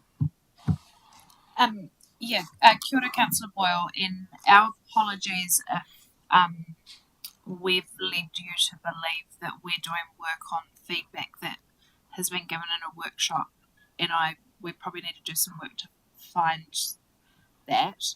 But what I draw council's attention to is at your meeting in July, we brought you the draft public places bylaw. That was following council workshops, and it is at that meeting that council voted on the bylaw to go out for consultation. It went out for consultation, it was then heard by the hearings committee. Following that, we brought it back to council and we gave you a workshop and we checked in with councillors on the status of the land transport bylaw and the public places bylaw. That saw us take a little bit more time on the public places bylaw. You adopted the land transport bylaw at the last meeting.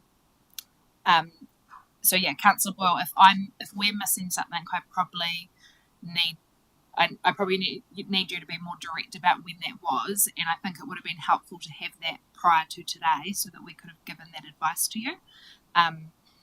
Because I can't see anything in my notes that where we've given you that assurance we were doing some further work.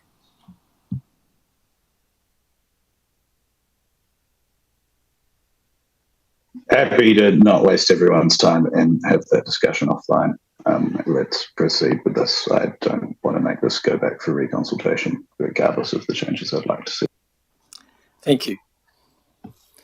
Councillor Brannigan. Thanks. Vi, in terms of the beaches component of the bylaw, what measures will be putting in place to communicate those provisions to our community, particularly in terms of things like not driving on the dunes and things like that? So there'll be, thank you for your question, Councillor Brannigan, through your worship. There'll be the standard communications that will happen immediately after, should the bylaw be adopted, around those, around the bylaw's adoption. Then we probably need to do some work around identifying the areas where it might be best appropriate to target that sort of public communication sort of aspects. There are some areas like Foxton Beach, for example, that quite often get vehicles going along a direction we don't necessarily want them to go in, so that might be maybe one of the first areas that that we address. I guess what I'm saying at the moment is we don't have a formalised plan just yet, but we'll need to identify the areas that would benefit from more targeted public communications. And just like, will that include suitable signage that people can be fully aware of their responsibilities? Thank you, Councillor Brannigan. Yes, yep, definitely signage will be a consideration around that. You'll find that there is already, in some way or another, some sort of signage that's available for some of the things that are already in this bylaw, things like smoke-free and vape-free signage, for example. In terms of the beach access areas, we can certainly work in with the Parks and Property team around any new signage that might be being erected.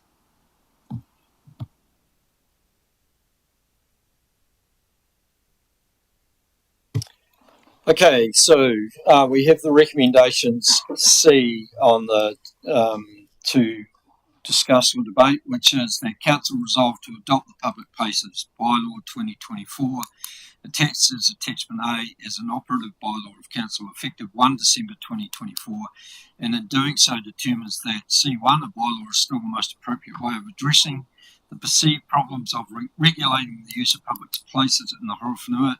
C2, that the draft bylaw is the most appropriate form of bylaw and does not give rise to implications under the New Zealand Bill of Rights Act 1990. And C3, that the Public Places Bylaw 2016 is reviewed and the new Public Places Bylaw 2024 takes effect from 1 December 2024.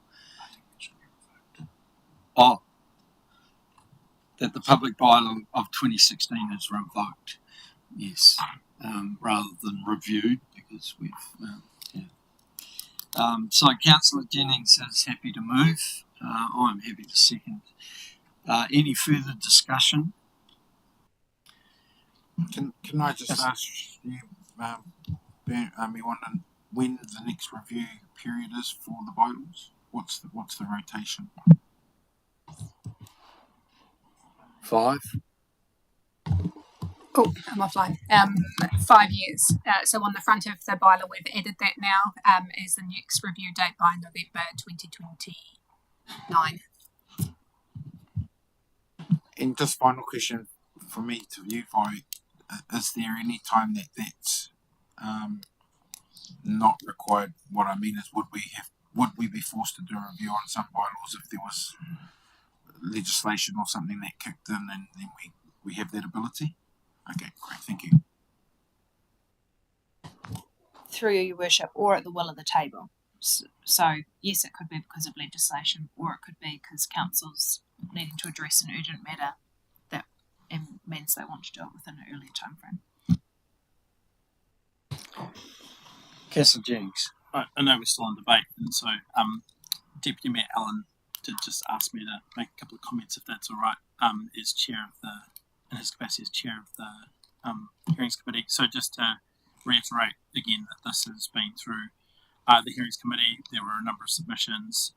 We've worked hard to try and capture some of those aspects and make some adjustments in the bylaw. There was some really good discussion and consensus finding solutions with a couple of amendments to some of the wording. And yeah, just to reiterate that following on from this vote, I'll just be moving something around acknowledging that recommendation around the beach bylaw. So not actually saying we're going to do it, but just acknowledging the recommendation, because I think it's important that it's at least on Council's radar as we come into setting future work programs. All right. So those in favour of the recommendations, C1, 2 and 3, please raise your hand. Thank you. All those against? Thank you. The motion is carried. Rogan, you for or against that motion?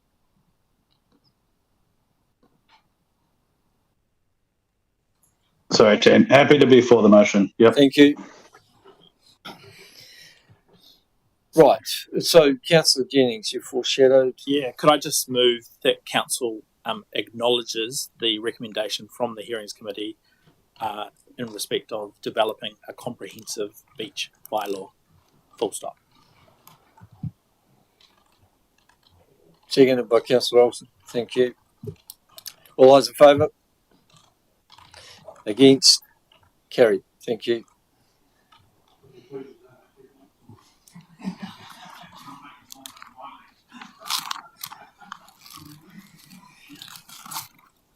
All right, we're getting there. We're on to 8.5, the Climate Action Plan, and Jacinta and Lauren are coming to the table. While they do so, can we move recommendations A and B, that the report be received and recognised as not significant? Seconded, please. Councillor Brannigan, thank you. All those in favour? Against? Carried. Welcome. Cool, so kia ora koutou. Thank you for having us here today to introduce the Climate Action Plan for discussion and for potential adoption. So just want to recognise that during council workshops, long-term plan and previous meetings, there was a deliberation to bring an updated version of the Climate Action Plan to council within 2024 that reflects the drive for enriching environments and presenting it within financial limitations. So in exciting news, that's what we're doing today. So the Climate Action Plan has been adopted, reflecting the views of previous council meetings, workshops and discussions, as well as the potential to bring in some of our regional partnerships and the relationships that we have through those. In presenting the report today, officers have taken on board all elected members' feedback and the organisation feedback in our research in creating this report, which reflects in the report that was presented. Cool. So yeah, take the report as read. Any questions, please send them through. Any questions? Councillor Jennings. Thank you, Mr. Mayor. So just to confirm, and there's obviously been a lot of discussion about climate change budgets and budget lines, and I just want to understand, and because I think you've explained this before, but just so in case I'm being dumb, I just want to understand it, that the actions are listed on page 25 or page 612 of the agenda. Essentially, now if the Climate Action Plan is adopted, it then becomes a matter for the chief executive and executive leadership team to determine which of the actions inside that table will be actioned first or sequenced, and how that budget will actually be allocated to the actions inside the plan. Is that how it will operate? Yes, so through your worship, so the implementation of the plan will be worked through depending on how the decision goes today. The actions have been created in a way that reflects council operation as well as the potential to create some new actions so that it's reflected in the way that they're written, as well as the potential partnerships with our regional connections as well, thinking about the ones in Horizons and the ones in Wellington. In terms of like the timeline, it's probably a good time to touch on that other work program that we've got around our emissions and the potential about a carbon emissions portal. So as reflected in the plan, that's one that will likely kick off first and feed into some of those later discussions.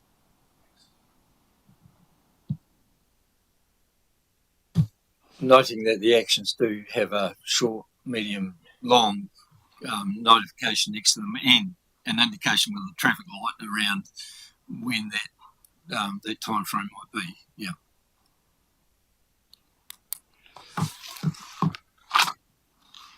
There don't appear to be any further questions. Thank you, Jacinta. Thank you, Lawrence. Oh, sorry, Mike. Have you got a question? Could I move option C? Sure. Thank you.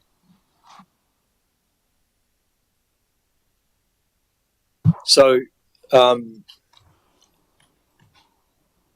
that is, yeah, I get a little confused between A's and C's and D's and etc. So the option is option C, that the Climate Action Plan is not adopted by Council with no further work to be carried out. That's correct. Do I have a seconder for that? Councillor Olsen. So, matter is on the table. Open for debate or discussion. Councillor Barker, do you wish to start? Friends, councillors, but more importantly, keepers of the ratepayers' purse. Today, and you will remember today, I'm not going to talk to you about climate change. I'm not going to talk to you about unicorns, fairy dust, moonbeams and rainbows. Nor am I going to bore you with the details of fruitless crystal ball gazing. I'm going to talk to you, however, about something that we all agree is real. We are over $150 million in debt, and we are staring down the barrel of a 10% rates increase. So I'm asking you, no, actually I'm imploring you to join with me and say no to this wasteful and unnecessary spending. Thank you.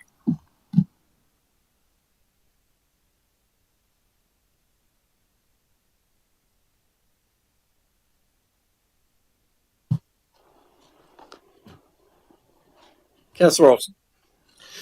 Well, I don't really have any poems or good sort of dialogue as Councillor Barker does, but I guess for me at the moment it is around expenditure. I actually applaud the report. I think it was done very well, and it's obviously been well thought out. And like in principle, I do support. And I think we need to look at it in the future, but just at the moment, given the current financial constraints and the work we've got on our radar, if you like, I think this, I'd like to see this revisited in time, but not for now.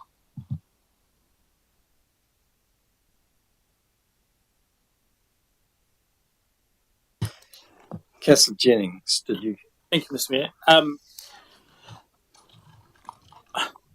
I probably can't support the resolution as it's framed because I think that there is scope, and I think it's appropriate to adopt the action plan. However, there could be some merit in delaying the actual implementation given the financial situation. So, as I say, that the resolution as it's framed basically means that the climate action plan wouldn't be adopted at all, and I'm not sure I'm supportive of that. However, I would have been supportive of perhaps slowing down the investment given the financial circumstances. So that's where I sit.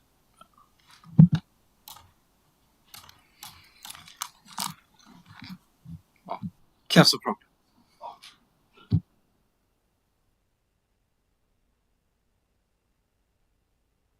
Councillor Boyle.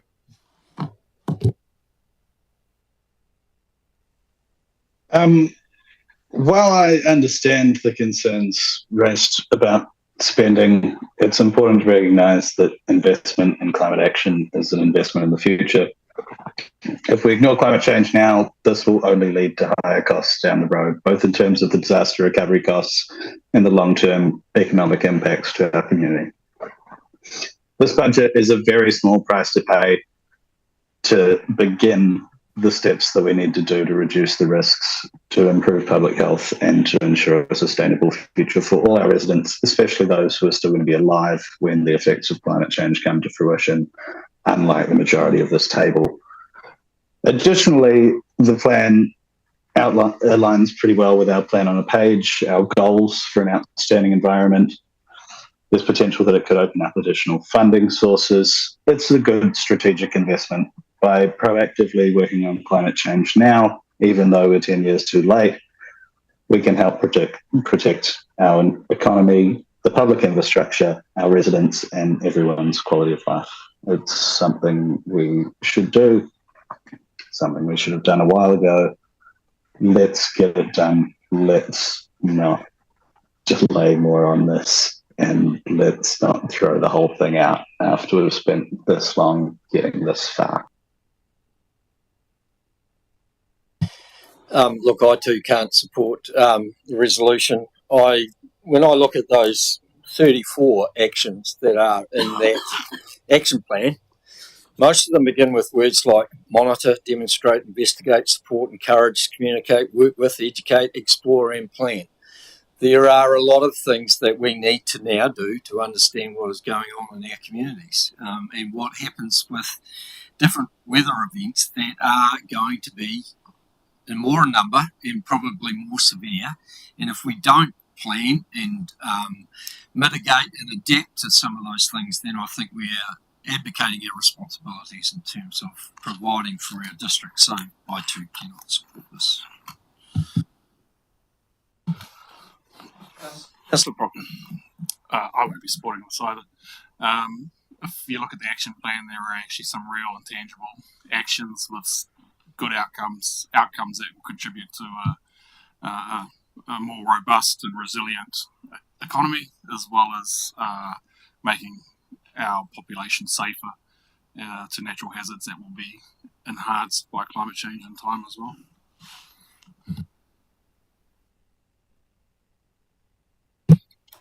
Okay. I'll put the recommendation. All those in favour of... Can we have division? Sorry. You would like a division? Oh, sorry. Councillor Barker, you wish to write a reply? Yeah, just write a reply. Thank you, Your Worship. This isn't about, whether the climate plan has merit or not. This is simply about, for me, about the expending of money that we don't have to spend. And we literally don't have to. It will change nothing. Throwing money at climate change will not change anything. I wouldn't argue that the climate isn't changing. Obviously it is. Throwing money at it won't fix it, alter it, or make any difference whatsoever. So it's really, it's not just a flippant chuck away at, the idea of wasting money. This is real money that we're spending on this for no result, for nothing tangible at all. And it will make no difference whatsoever to whatever climate change comes to pass. I'm going to take liberty in just responding to that, because what was made evidently obvious at our recent Zone 3 and rural provincial meetings was the impact that money that had been spent in the Hawke's Bay and Tairāwhiti made a huge difference in terms of the impact that that had in not having to spend billions of dollars to rectify damage caused by Gabrielle. In fact, $2 million investment in flood mitigation saved billions alone in Napier. So,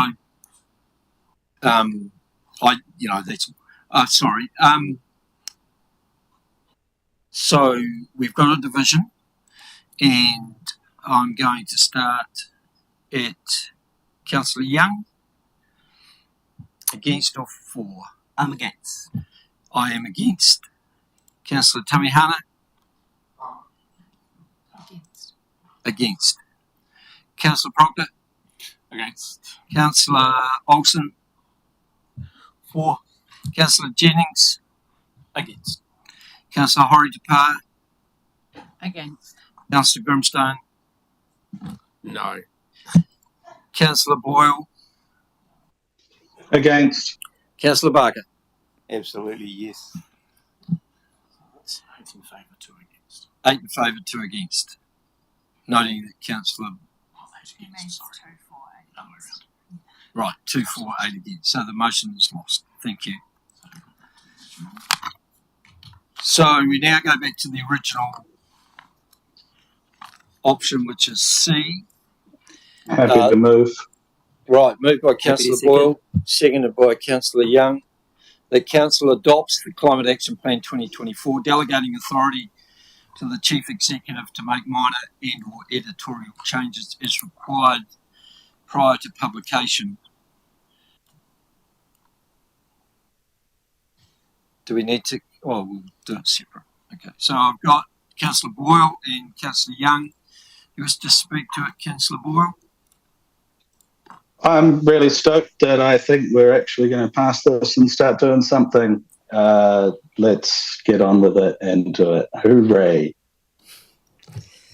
Councillor Young. I'm just going to start with a haiku. Together we build a future for our planet. Loving space for all. You're right. This is expense, but it's investment as well. This is our future. And as your Yem, we've got to start planning because future expenses will come. Prevention rather than cure.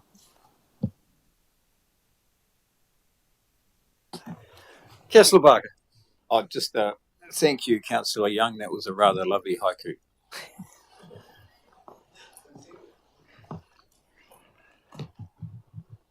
All right, Councillor Tamiana. And I'm just going to resonate the words of others that it's great that we're actually going to do something. I wanted to thank the officers for the work they've done in putting the climate action plan and objectives out. I think they absolutely align with what we as a community, as a council, need to be doing for our community. You know, people ask what's climate change about, and I was just Googling a couple of things, but you know, this government have actually said really clearly, even as late as this week, that there's a commitment to reaching net zero carbon emissions by 2050. They've signed up to the Paris Agreement. We have clear global warming going on. We've got temperatures rising in our own district now, and we've got changes in our environment that we've witnessed in our own lifetimes that some people continue to not believe those changes are happening. It says very clearly, why is New Zealand adapting to climate change? It's about building and maintaining strong communities. It's being prepared. It's equipping New Zealanders with the right tools to adapt and mitigate the changes that are coming at us, whether we want them or not. So I'm quite clear that this is the right thing to do today. I'm going to be supporting this motion, and I look forward to the way we support our community further in the future. A division, certainly. Seems to be the way of the day. So I started, so Councillor Young. 4. I am 4. Councillor Tamihana. Aye. Councillor Proctor. 4. Councillor Olsen. Against. Councillor Jennings. 4. Councillor Hori Tapar. 4. Councillor Grimstone. Yippee and yes. Councillor Boyle. Yes. Councillor Barker. In fact, no from me. Thank you. Motion is carried.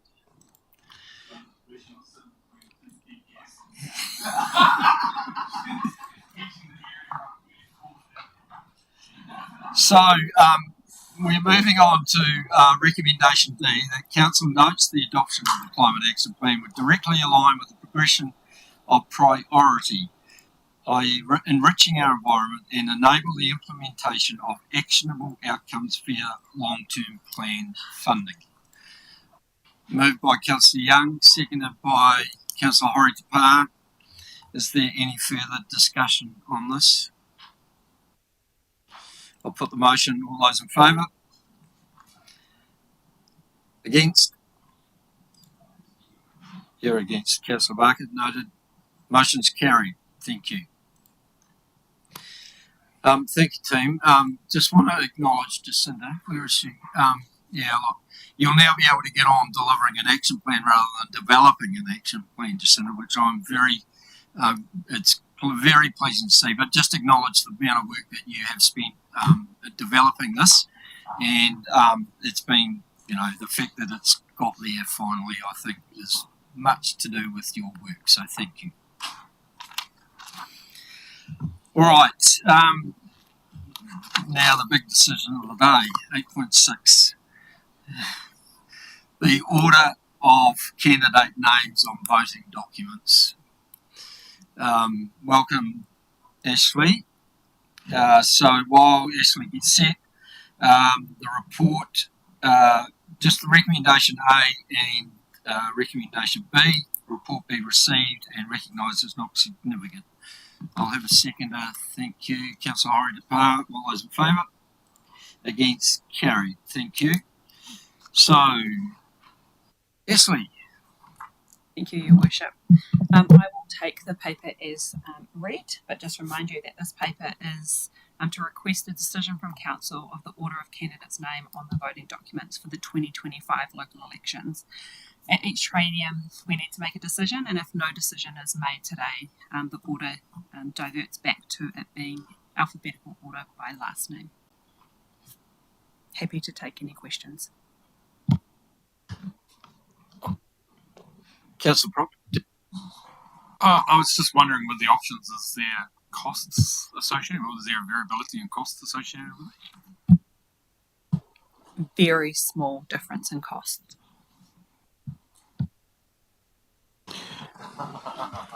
Councillor Jennings. Ashley, how would you respond to someone who said that changing is a solution in search of a problem? And is this simply on our agenda because we're required to do it make the decision by legislation? Yes. I was going to suggest that maybe Councillor Barker and Councillor Young, as being the first and the last that would be on an alphabetical list, whether they had any views about what the... Do you feel like you're ahead of us? Yeah. Yeah. I don't actually have any preference. It's always pretty much last on all voting papers. No preference. Whatever's a cheaper option, to be honest. Yeah. We'll save money, Councillor Barker. Yeah, well, we've got plenty of money, as it turns out. We can spend it all over the place. No, we allocated stuff in the LTP. Famous question. Still a question. Oh. Okay, question. Is there any research that you're aware of that indicates that it makes any difference in terms of voting? There are research that other councils put in their paper. I haven't specifically read the research that says those people who don't do their own research around who they're going to vote for generally go for the first 3 or 4 on any list, no matter what order that list is.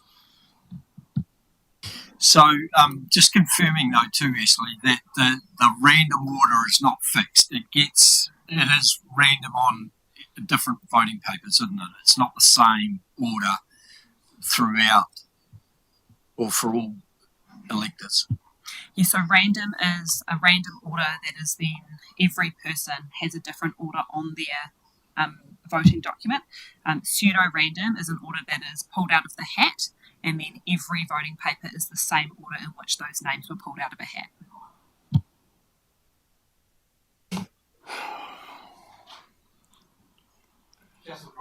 Can I just kick it off and move option C?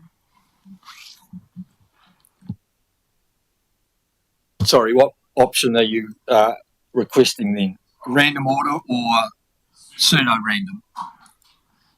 So pseudo-random, just for clarity, is where the same random order is on every paper, whereas random is they're mixed up everyone all the time.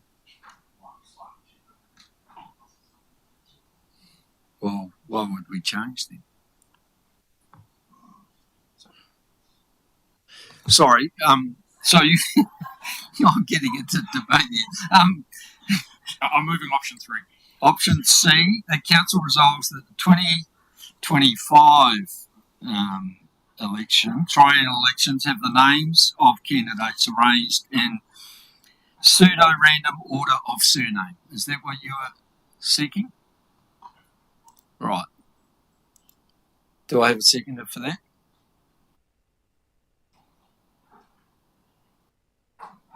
There appears not.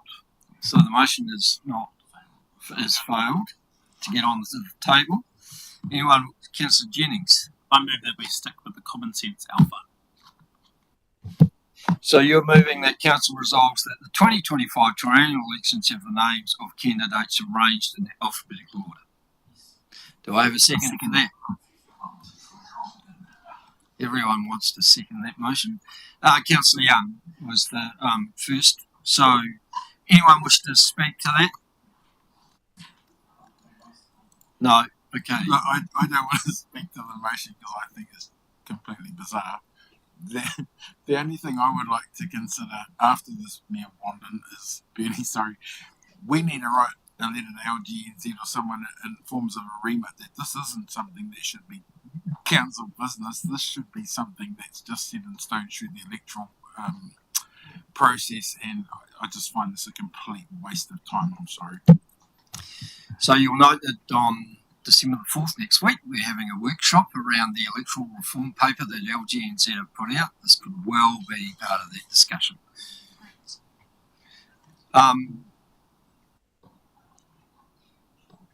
Do you want someone to say something? No. Look, because I'd like to speak. I'm happy to say, Mr. Mayor.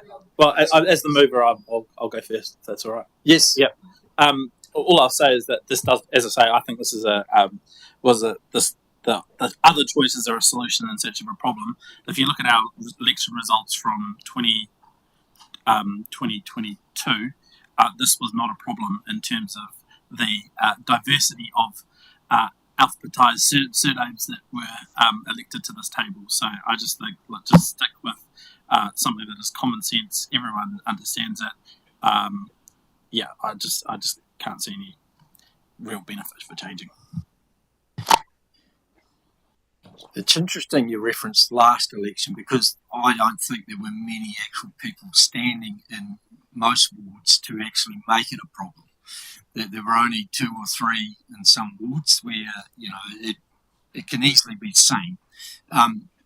Slightly different than, say, the previous election to that, where 19 stood for the Levin ward and only 5, and that may be the only time that you might consider alphabetised, but it does require people to be a bit more aware and a bit more engaged in terms of who they're voting for, rather than just I hope they look at it more than who appears on the list first.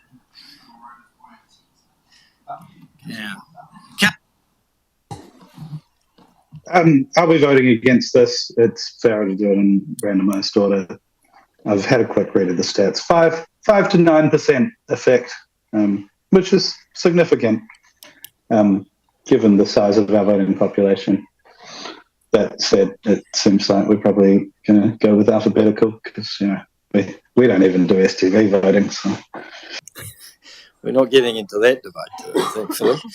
All right. So division's been called for, has it? No. Okay. Or in that case, okay. The recommendation is that council resolves that 2025 triennial elections have the names of candidates arranged in alphabetical order. All those in favour, raise your hand. All right, Councillor Boyle, you voted against it. Against? Yeah.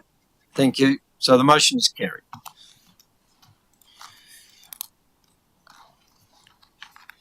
All right. We're now at 9.1, which is the proceedings of the Community Wellbeing Committee of the 6th of November. And just recommendation is that we receive those minutes and may be noted. Councillor Horry-Depard, thank you. I'll move and second it. All those in favour? And then the proceedings of the Te Awaho Foxton Community Board of the 11th of November 2024. Recommendation A is that these minutes be received and noted. Seconded by Councillor Jennings. All those in favour?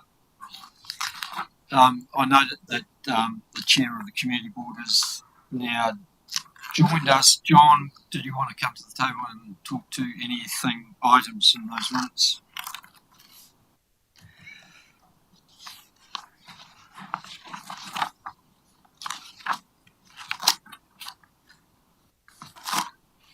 Thank you, Your Worship. My apologies for this morning. I was otherwise engaged. I also run the budget service, and I was looking after some clients there who need money. Okay. I noticed in your agenda that my report to the board was not actually published in here, but the important things are what we talked about, and it's pretty important. The Foxton and Foxton Beach Community Plan is progressing exceedingly well. Council officers have been very, very helpful with that. We've consulted with the community, got a massive amount of input from the community, and we expect that plan to be finished just before Christmas, which is very good. That plan then links us into Foxton Futures, which is also being developed very well. We've talked about the structure of that. The structure is quite interesting, that we believe that the Foxton Futures organisation should have a non-elected member as the chair, and the Foxton Futures and the Foxton Te Awaho Foxton Community Board be alongside that chair to work together so that the thing operates successfully. The Foxton Climate Resilience Governance Group, which was formed between HDC, HRC and the Te Awaho Foxton Community Board, has been very successful. We've been able to sit around the table and get things talked about with local knowledge, which has been very, very beneficial. And the outcome of that is the decisions have been made very quickly for HRC, and they're going to sheet pile the King's Canal. We've worked out the flood pumping problems. They're going to get 2 new pumps for the Purcell Street problems. Cook Street wetland site, which they bought, they own the land for already. Horizons own that land. That's not going to be turned into wetland at this stage. It's going to be fenced and mowed and kept tidy, and it'll be used temporarily as for their sheet piling area to work from there. What they did agree to, though, which was very important, is they agreed to HRC agreed to do all the maintenance, carry out all the maintenance on the drains, which is a very important factor, because a lot of the flooding in Foxton is caused by non-maintenance of the drains. So that is working very well, so we're very happy with that. HDC, in fact, are going to look at some areas for the stormwater upgrades. They're doing some CCTV investigations and a couple of junction investigations to take the floodwater away faster, and those investigations are ongoing. But so we've made a lot of progress for the flooding in Foxton, and we're very happy about that.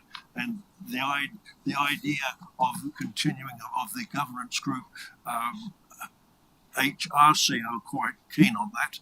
The fact that they've actually got input from the local people in Foxton, and I think it's a very good idea, and I hope that will continue. And the only last thing that I would mention is that the Manawatu River Festival is now postponed until March because of the unavailability of lots of the people that we wanted to get there, the music and other aspects like that. So it's been postponed till March so that we can actually put on a decent festival rather than a half-hearted one. John, just noting your report is included in the agenda. It's on page 148 and 149 of the agenda. It is there. Yeah. Oh, thank you. I didn't. Right, I missed it. Yep. No, Councillor Jennings. Yeah, Skerling, just a question. I think you made the comment, and sorry if I misheard this. You said that the Foxton Futures chair, the Foxton Futures Group chair, will be appointed. Can you just talk me through the process for that? Like who decides? How's it going to be determined?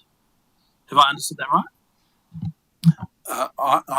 I assume that there will be a discussion between HDC and the Te Awaha Foxton Community Board because the idea of Foxton Futures, and also the Horowhenua Company, who are all involved in the progress of Foxton and Foxton Futures. It was discussed at a meeting with all potential Foxton Futures people, the fact that they felt that it would be much better to be led from Foxton rather than led from HDC or the elected members, because they change regularly, right? Well, can change regularly, right? Elected members are elected every 3 years, and Foxton needs a steady future type situation. So an appointed chairman can, in fact, hold things together, and the elected members can have their input as elected members.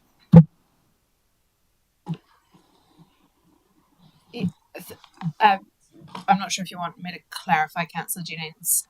Yeah, I probably have a little bit of a slightly different understanding, but probably all I could reassure Council on is that we took a paper to the most recent Te Awaha Foxton Community Board meeting. They've endorsed the Foxton Community Plan.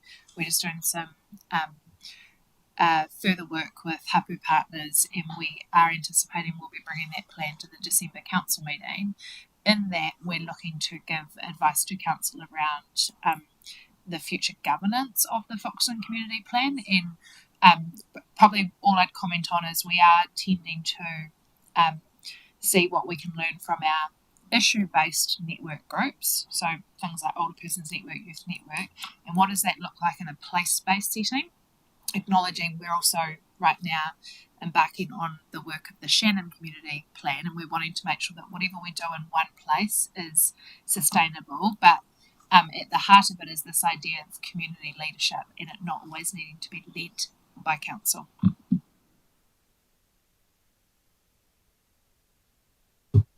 Thank you, John.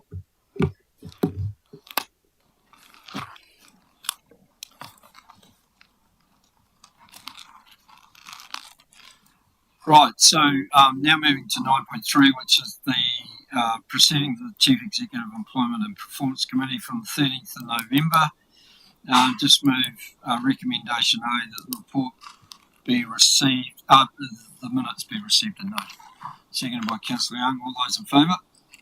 Against? Carried. Thank you. And that brings us to the end of our agenda, except for requesting that we go to in committee that the public be excluded from the following parts of the proceedings.